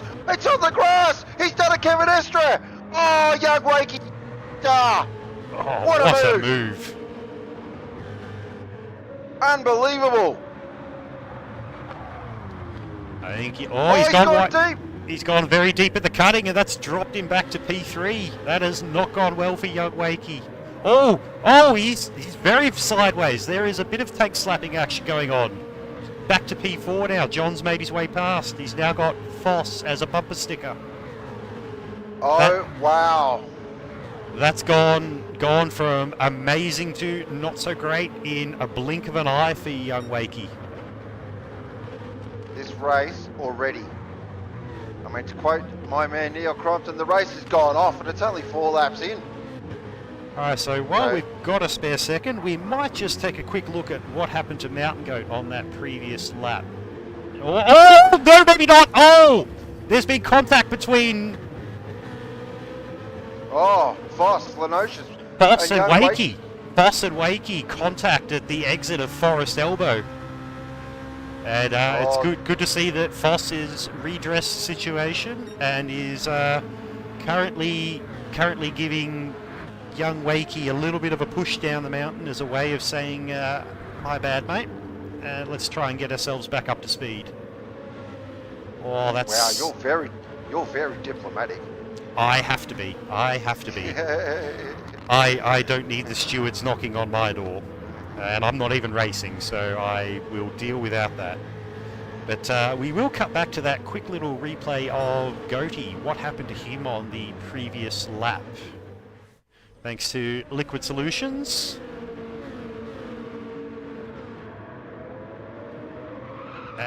No, I have cut to the wrong driver. Never mind then. Continuing on. So, Goaty leading the way. 0.7 to the good. Niff now in second position. This is a magnificent drive from Niff. Very much channeling his inner Glenn Seaton here. Just hopefully that BMW engine doesn't do a Glenn Seaton and blow up somewhere. Then we've got John, who's in third, the champion. This is what he does.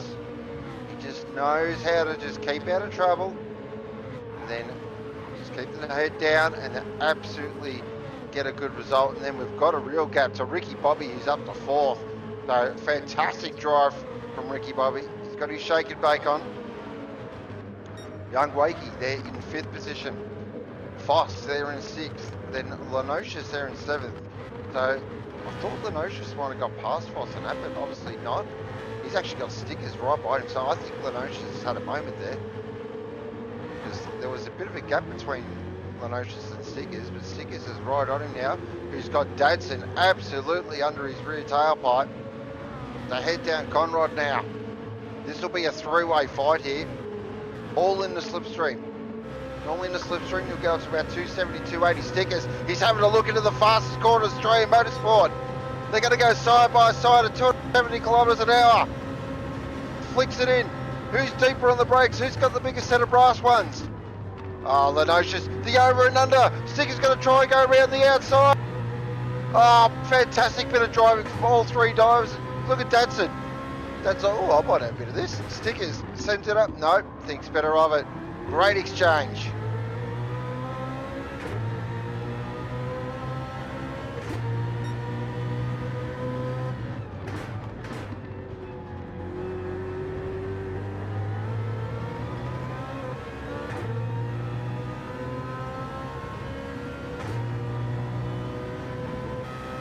Oh, definitely. I mean, you're not supposed to brake that late and make the corner.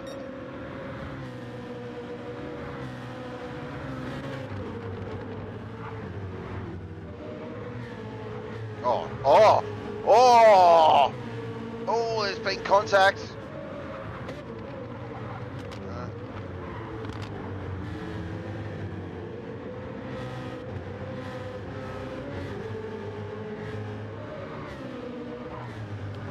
I've just realised that my microphone has decided to exit the chat, stage left. We've managed to bring it back in.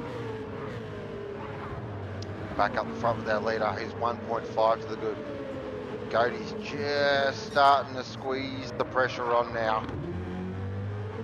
You get the feeling he's just backed it off a touch. And he's now just getting the head down, getting into cyborg mode. Plug in the Skynet. To start pumping out laps. Second is Niff for Black Light. This has been a magnificent drive. Third is John, so Niff's going to have to keep his heads about him because John will see that and it'll be like a red rag to a bull. Ricky Bobby in fourth. What a magnificent drive. The gap between Niff and John is just over a second at the moment, about 1.3, so we'll keep an eye on that. Cloud cover roll in as well, so there is just makes the track a little bit slick. So these drivers are just going to have their heads on here, and the wind is coming from the southwest, I believe, at 2.7 meters per second. Southeast. East-west, it's all the same. As John would say, that is terrible wind. That is terrible. Terrible wind. Never happy with the wind, Mr. John. Oh, we've got a bit of a battle on here for 9th and 10th between Levenspiel and Karen. Karen's switchblade BMW looks very second-hand. One front quarter panel, please. He may have had a bit of a meeting with old mate Barry R. Yeah, it looks that way. Very easy to do around this place. There's plenty of That them. is not the line. Ooh, he cuts it back across. He left the door wide open for Tinder Rags there. He's going to It's have to get almost like very come on defensive through, here. sir.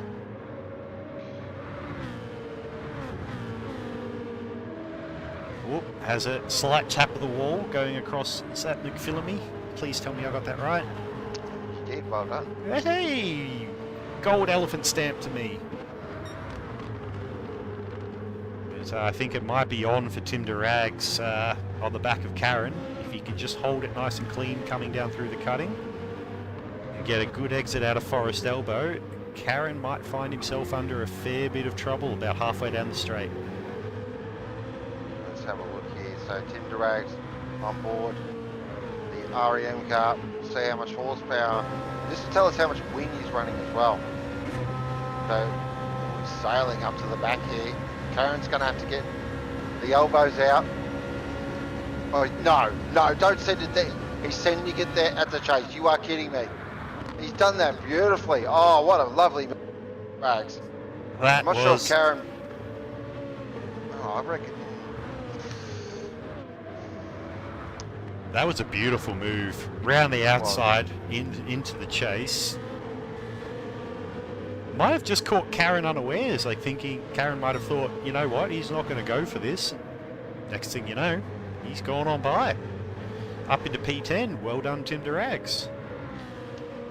And as we are on lap 8 now, what do you say we kick off into an APR tyre and fuel update there, Ghost? They got some tyres and some fuel. There we go. Job done. No joke.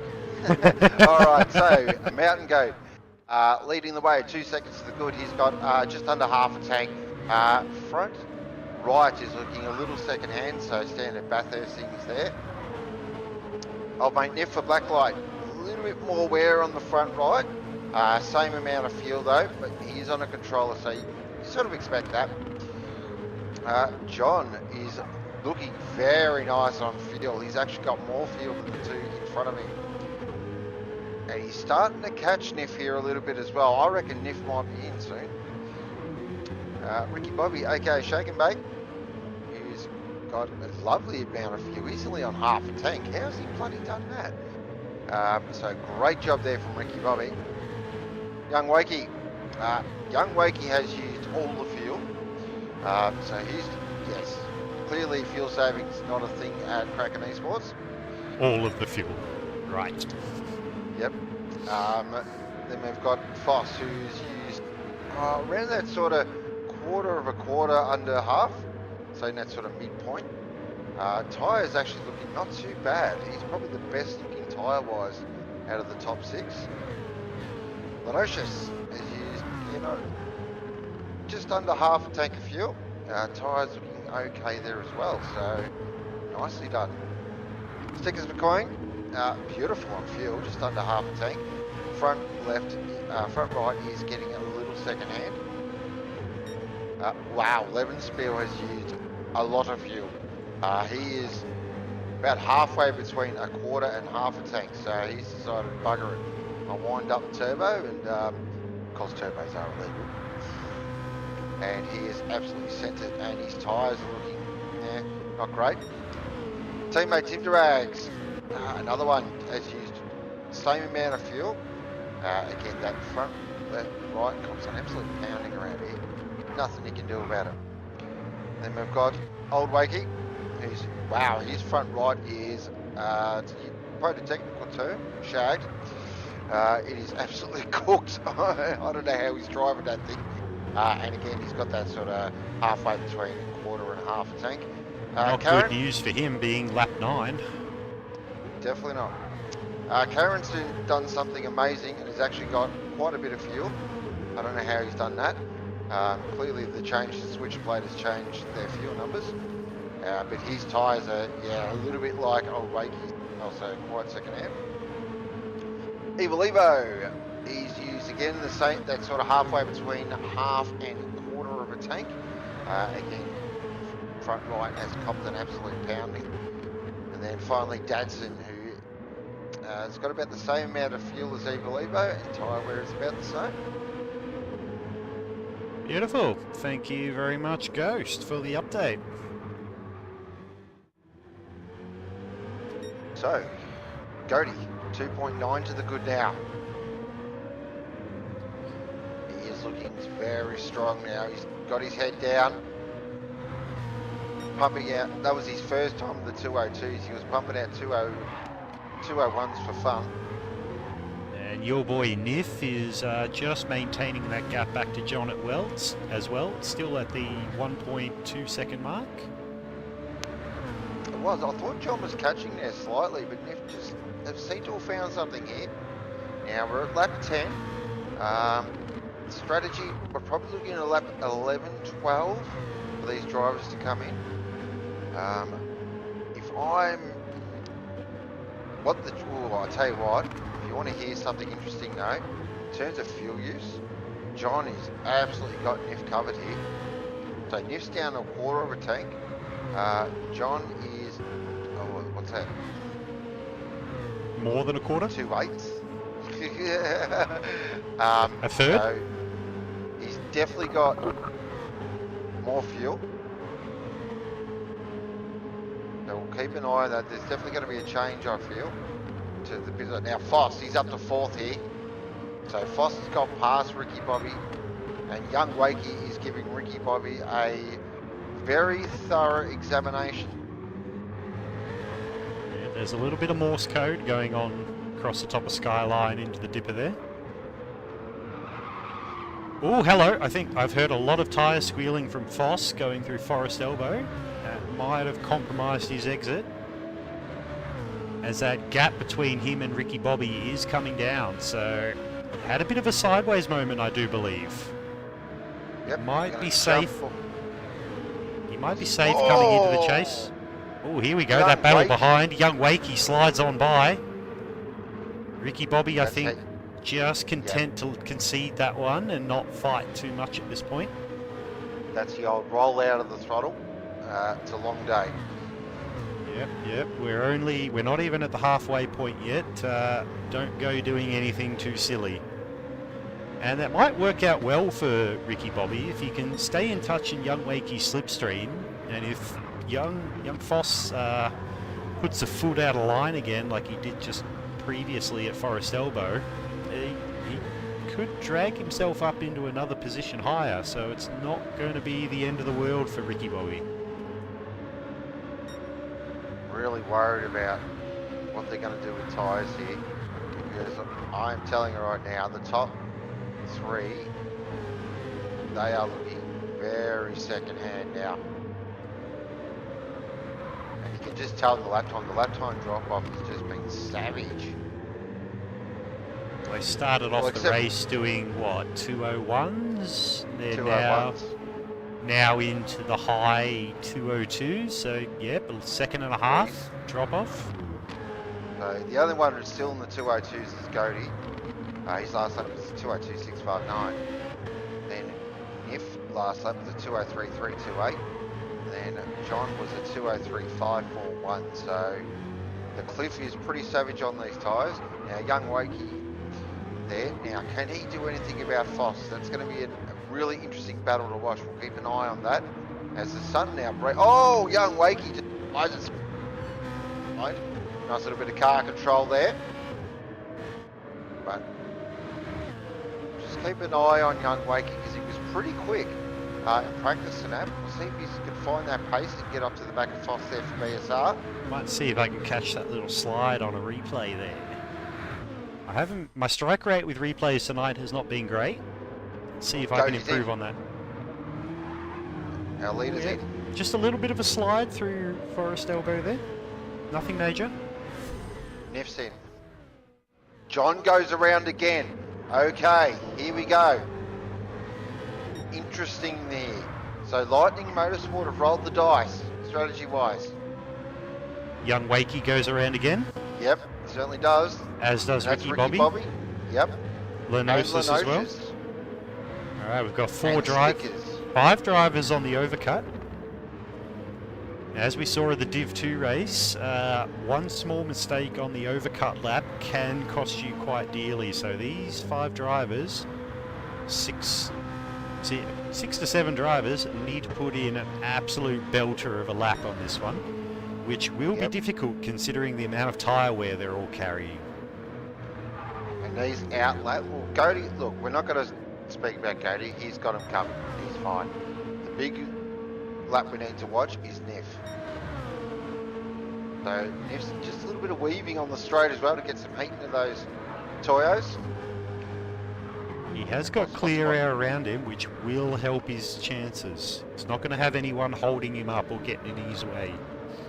Of course, go see, if you are looking for tyres in the Launceston area, go see Lucas at Tyre Power, Launceston, tell them go sit now. I'll take my royalty check, thank you now. Will that get you a discount, or will you get an extra 10% put on top of the price? We don't know. Mate, yeah, that's the risk you have to take. Alright, so John now definitely will be in this lap. Young Wakey will definitely be in this lap. He's running on the smell of an oily rag, and I'll tell you what, fuel-wise, Ricky Bobby has got him covered easily. And considering there's only 3/10 between them, that is music to APR Motorsports team owners' ears. And my own. The thing is as well, I've said this before, because we've driven these cars way back when, and Ricky Bobby is one of the drivers that has driven it. They've just got that yeah, massive. Lenoche. Well, Lenoche just only fired into the wall in the pit entry.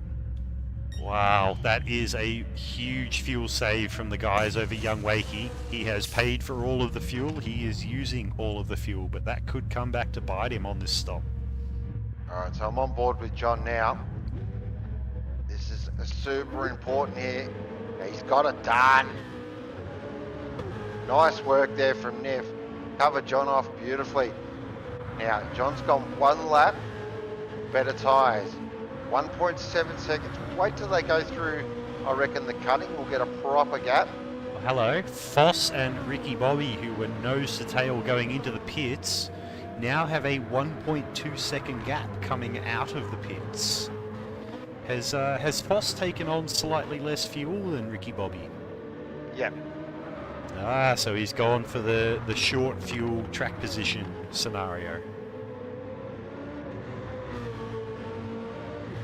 Interesting. Oh, Young Wakey, 3-second penalty. Where has he picked that up from? That is quite potentially on pit, pardon me, on pit exit. Yep. If you don't have that little bit of left-hand steering lock on, you will cross the blend line coming out of the pits. Lenoche has got one as well. Oh dear, gentlemen. You get a penalty, you get a penalty, everyone gets a penalty. So Stickers McQueen has not picked up a penalty, so that's not 3 drivers in a row. Let's have a look here. So Young Wakey, he was sailing up to the back of Ricky Bobby as well. And that is all just about to be obliterated. Yeah, that's gonna hurt as well. He is quite lucky in the fact that the driver behind him, Lenosis, is also copping a 3-second penalty. And that could actually leave Lenosis into the clutches of Stickers, who is coming up. Stickers. There will be very defensive driving here from Lenosis going into the chase. Covers it off, positions the car well, manages to hold on to P7. Some great awareness there from the APR driver. Alright, so back up the front with our leader. Young Goaty, 5.6 seconds to the good. He's looking strong. Really strong here. Might be kidding me. 2:05. Serious bloody hell. Then Niff in second. This has been a magnificent drive from Niff. John has dropped right off, so it's out 3.1 seconds. So unless John had a really bad outlap, he's got some work to do if he wants to get this second place on the podium. Boss looking very strong. Might not have qualified so well, but he's definitely, the race has come to him. Old Shake and Bake in 5th position, magnificent drive. classic Ricky Bobby here. Really top class racer. And young Wakey's had a bit of a mare. He'll probably admit it. Bathurst may not be one of his strongest tracks. Oh, as I say that, he pops in a purple sector. Yep, no worries. Way to make a liar of me, young Wakey. Now that you're back in the comms box, mate, you might want to get used to some of these Div 1 drivers just casually giving you the finger as they go on past. These guys, seriously. The Ocean's is purple as well. Weird. Interesting. And now the cloud cover does just start to roll over again at the mountain.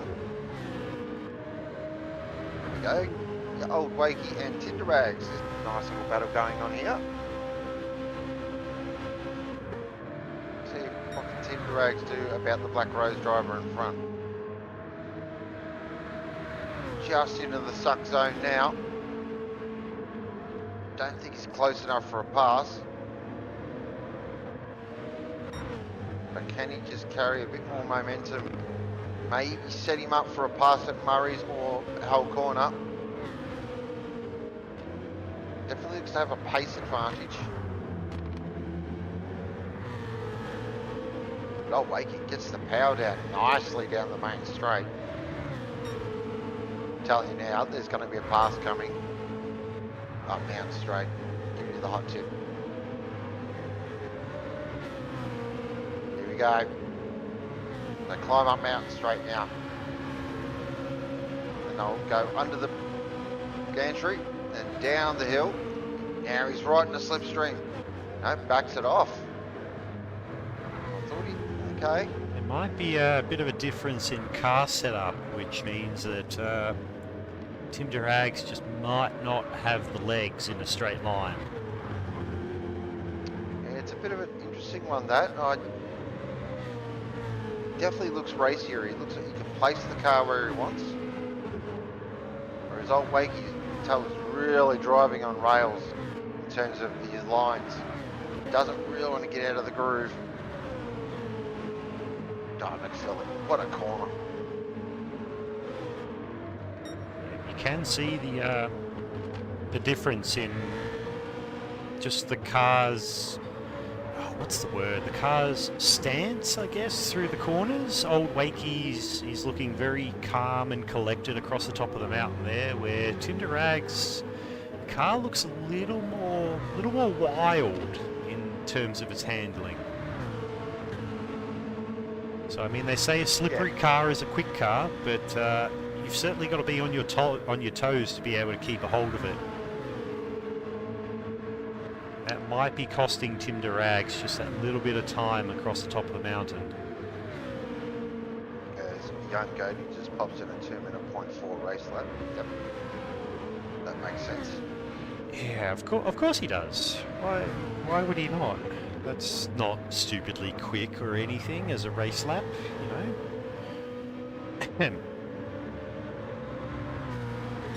Very strong. If though, I don't want to go early, but this is a driver of the day drive so far. Absolutely magnificent drive on a controller, ladies and gentlemen. I'm holding a DS5 in my hand right now. He is on one of those.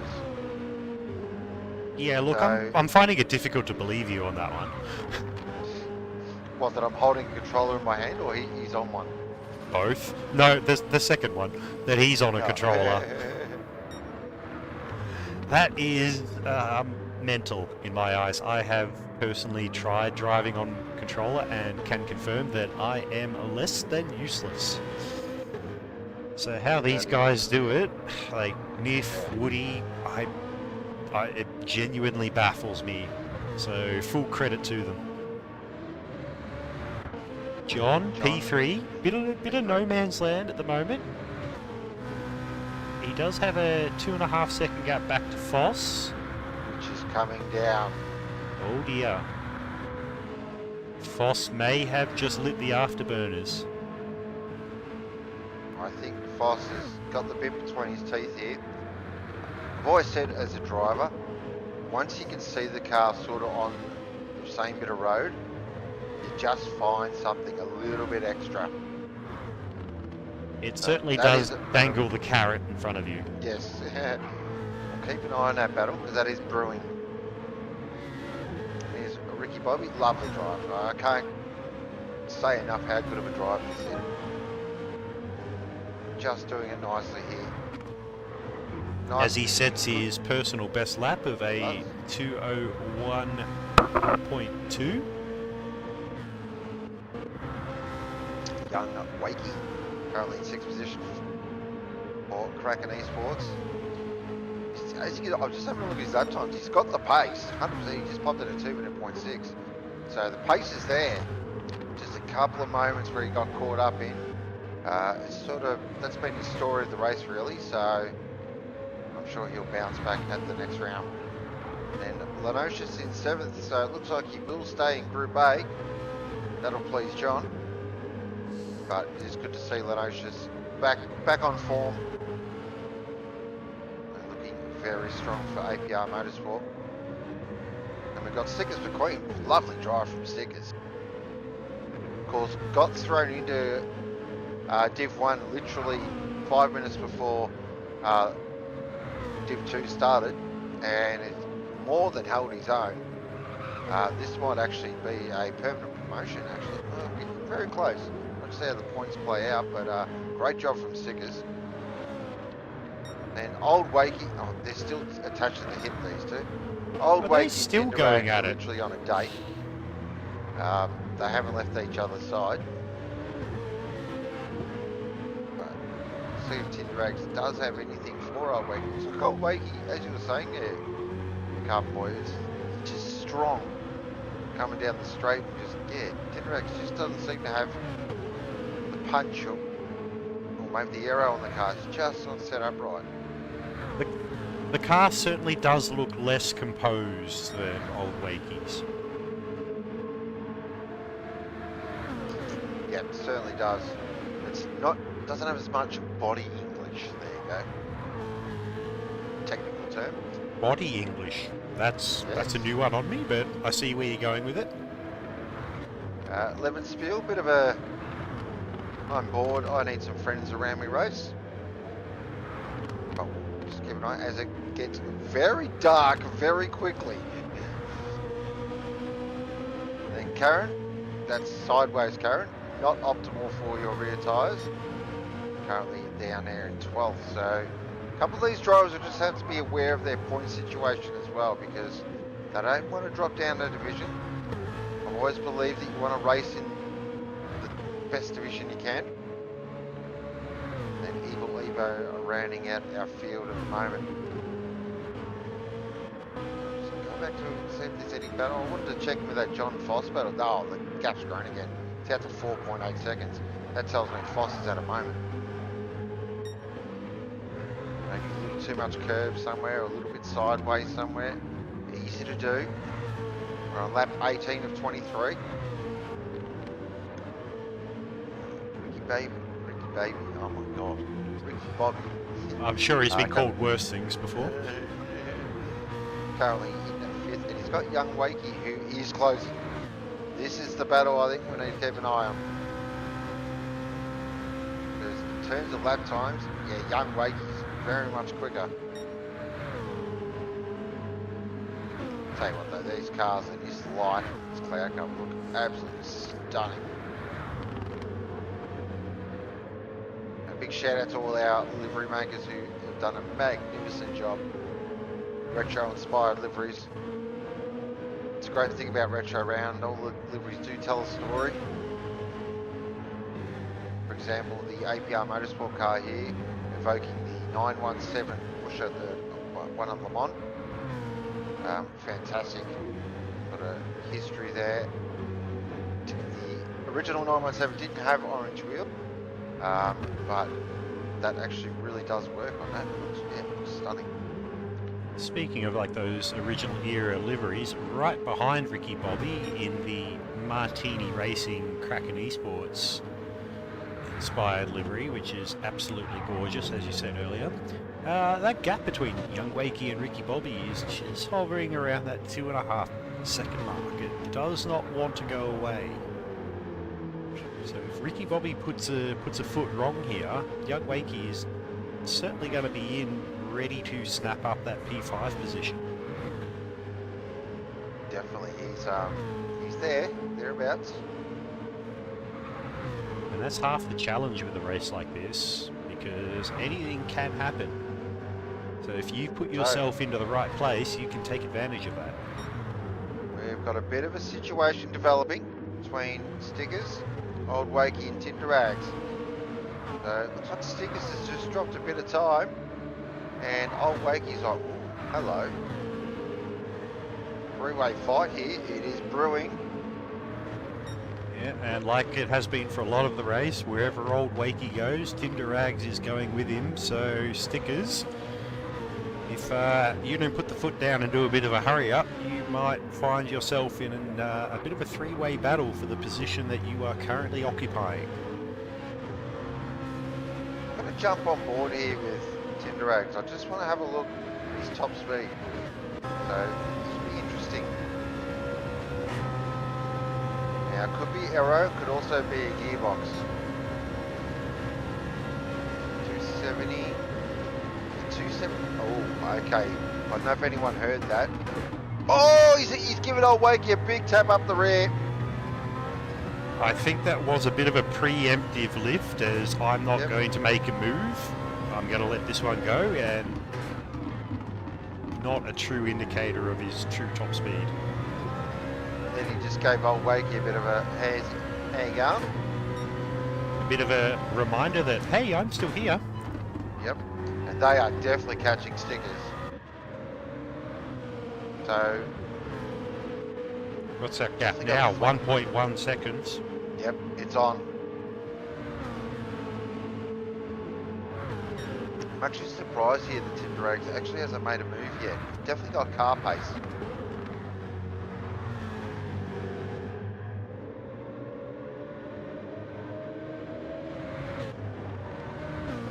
Oh, Stickers, that's one way to get through the cutting, I suppose. Yep, that works. Just back it in motocross style, why not? Not exactly optimal for the rear tyres, but hey, whatever works. Stickers has seen that gap come down, and he's absolutely, now he's like, right, let's go. He's putting in a flyer here.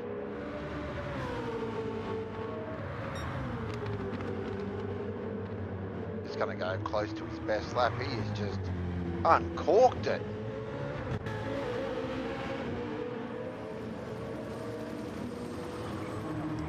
Has he managed to pull nearly a second back to Old Wakey in like a couple of sectors?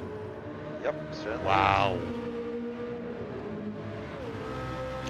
I mean, Tinderags is still a bumper sticker for Old Wakey, but Stickers has... I think we might need to get the scrutineers to check for nitrous in that car, as, oh, behind him, Tinderags has gone past Old Wakey down Conrod. Here we go, we're waiting for it. Let's see if we can catch that on the action replay.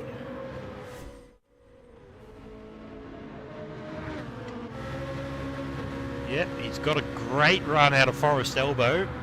Old Wakey's gone defensive, but unfortunately, the top speed, Tinderags has managed to hold the inside. No, he's got it done well before the braking zone. That's, ladies and gentlemen, is what a great exit out of Forest Elbow can do for you. He's up after Stickers now. I want to go back to this battle. Oh no, see, it's ballooned out again. So John got the gap between himself and Niff under 2 seconds. I thought, oh, here we go. Champ's found something. And now it's out to 2.8 seconds.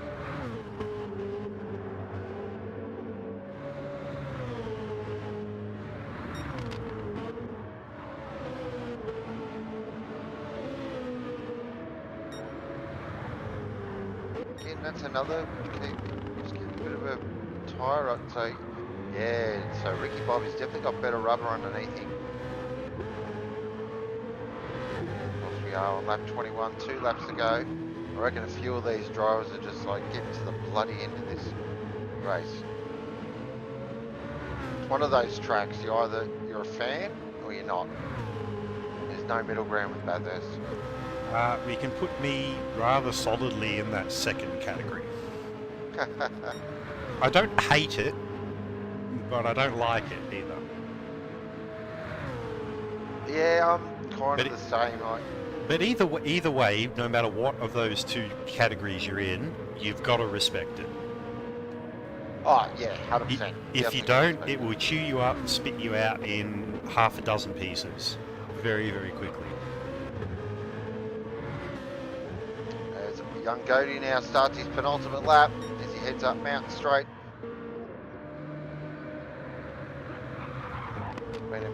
Had a couple of moments earlier on, but ever since that, he's got the head down and turned in a bit of a masterclass. Dare I say it, this is Cyborg-esque. I've seen this from his teammate many, many times. Taken young Goaty under his wing, and the result is definitely showing here. Goaty's found a lot of pace. Was driving in ACC on console as well, so starting to spread his wings a little bit, which is great. Trying to get him over to PC land, but that's proving a bit more difficult. Yeah, good luck with that. I think I just need to offer him more money. We'll go with that. Niff in second position. Really great drive. If he's this fast on a controller, imagine what he can do with a wheel. Well, that gap between Foss and Ricky Bobby has come down to 1.4 seconds. Ricky Bobby's coming. Is there a big tyre or fuel differential between those two? Ricky Bobby's definitely got a significant tyre advantage. Well, here we go. It's down to 1.1 seconds. This could be on for something in the last lap.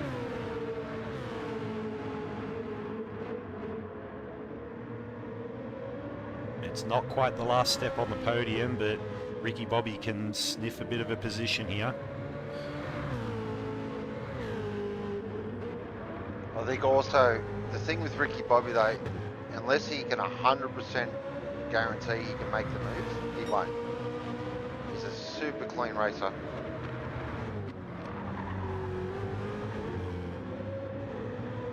Oh, yeah, a little bit of oversteer on exit, that's fine. 1.3, yeah, I think we're at that point now where I'm not going to see any real positional changes. I'm just having a look through the field. Sicker's in 8th, Hinderag's in 9th, Old Wakey there in 10th, 11th Beal in 11th, Dadson in 12th, Evil Ebio and Karen. Oh, what's happened to Karen? Oh, Karen's had a huge moment. Somewhere on lap 20, he's clocked a 218.1. I'm willing to put a cheeky wager on the Dipper claiming a victim. Yeah, it's got the telltale signs. Speaking of the Dipper, young Goaty Unbelievable. coming through Forest Elbow, down Conrod Straight for the final time. He's put in an absolutely stellar drive tonight, has not put a foot out of line, he's kept the head down. Currently holds the fastest lap as well as pole position, if I recall correctly. Certainly, so he's got the trifecta. He's got maximum points for the weekend, into the chase for the final time. Looks absolutely planted on rails here. BSR are going to go back to the top of the podium in what we can say in an absolutely iconic livery for Brocky Sim Racing, and Goaty absolutely smashes him. What a fantastic drive. Second position, and my drive of the day goes to Niff. What a magnificent effort for Blacklight. Get around him. Third will go to John. Great drive from the champ. Fourth will go to Foss. Wow, that was Ricky Bobby very sideways out of Murray's. But finishes in 5th. Beautiful drive, Ricky Bobby. Young Wakey in a what could have been drive, I feel. P6. Lenosis, P7. Stickers McQueen. I think he will be more than happy with a P8 here tonight. Getting thrown in last minute. Tim Durags, P9. Tim Durags managed to pull quite the gap on Old Wakey. Finishes in P10. Levenspiel, P11. Dadson, P12. Evil Evo coming through Murray's Corner right now in that iconic Team 53 livery for P13. And just coming down Conrod now for a little bit of look-at-me time is Karen for Switchblade Sim Sports. Karen wouldn't do that. I don't think he's going to be entirely happy with his performance tonight, and I'm pretty confident that we will hear all about it later on in the debrief down in pit lane at length. But, what do you reckon the first word will be? Oh, I already know. God, I had horrendous understeer.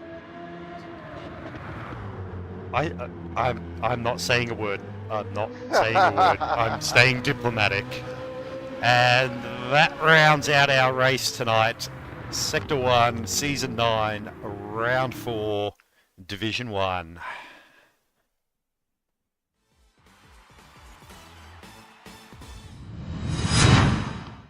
Wow, there we go. So, recapping the results of the race. Just quickly, ladies and gentlemen, fire into the YouTube chat with your Driver of the Day nominations, please. And the race results. So, was the one and only Mountain Goat for BSR takes the win with a best lap of a 2:04, if you don't mind. Nif for Blacklight takes the second position. Rounding out the podium will be John for Lightning Motorsport. BSR Foss will take out fourth position. Great job, Foss. Good recovery. Ricky Bobby for APR Motorsport. Fantastic drive from Ricky Bobby. 6 will be Young Wakey for Kraken Esports. Lenocious, second of the APR drivers there. 8, Stickers McQueen, team owner at Lightning Motorsport. Great drive from the Stickers. Tinderags for REM will finish in 9. Old Wakey for Black Rose in 10. 11 Field for REM there in 11th position. Dadson for Dadson Racing there in 12th. Evil third for Doghouse will finish in 13th. And Karen for Switchblade, aka Pocket Knife, Butter Knife, will finish in 14th position. That is round 4, Div 1, second one, Sim Racing, run and done. Well, let's before we get to the rather overwhelming results from the YouTube chat, your Driver of the Day nomination there, Ghost. Look, I'm going to give a special shout out to Ricky Bobby. I thought his drive was lovely. It was a really nice, classy drive, really professional drive, but 100% Niv. Magnificent drive. Just to put it where he did on a controller, that's a huge effort. And one other little shout out to Goaty, because that was just simply a masterclass. Yep, that's fair. That's fair. I am always hesitant to give it to a race winner unless they've had an absolute blinder of a result. So sorry, Goatee, but and while it is also tempting to give a Driver of the Day nomination to the champ, unfortunately, mate, $20 is $20. So I'm going to give my Driver of the Day nomination to Nif for that absolutely outstanding performance, finishing P2 on controller. And it does seem that the YouTube chat does seem to agree with that consensus. With Brocky, Driver of the Day, Nif, Captain Muffin, Driver of the Day, Nif, The Good Doctor, Driver of the Day, Nif, hashtag no bias. There is an honourable mention for Driver of the Day, Mountain Goat from Jack Dean, but John has fired in the chat, Driver of the Day, Nif. Lambo has given Driver of the Day to Nif. Adelaide Ceramic Coatings, Driver of the Day, Nif. Honourable mention from Debrev for Driver of the Day, Ricky Bobby. Nif has fired in the chat as well. I personally would like to vote Goatee for the Driver of the Day. But sorry, mate, we're going to have to say no go, and you, mate, are Driver of the Day here tonight. GG's on the GG's. Yes, well done. Oh, just like to say thank you to all of the Sector 1 sponsors in the form of Liquid Solutions, APR Motorsports, Boxer Beauty, and Adelaide Ceramic Coatings, as well as our long-term sponsor, Next Level Racing, for all of their support in being able to bring you all the racing action here tonight and throughout all of the season.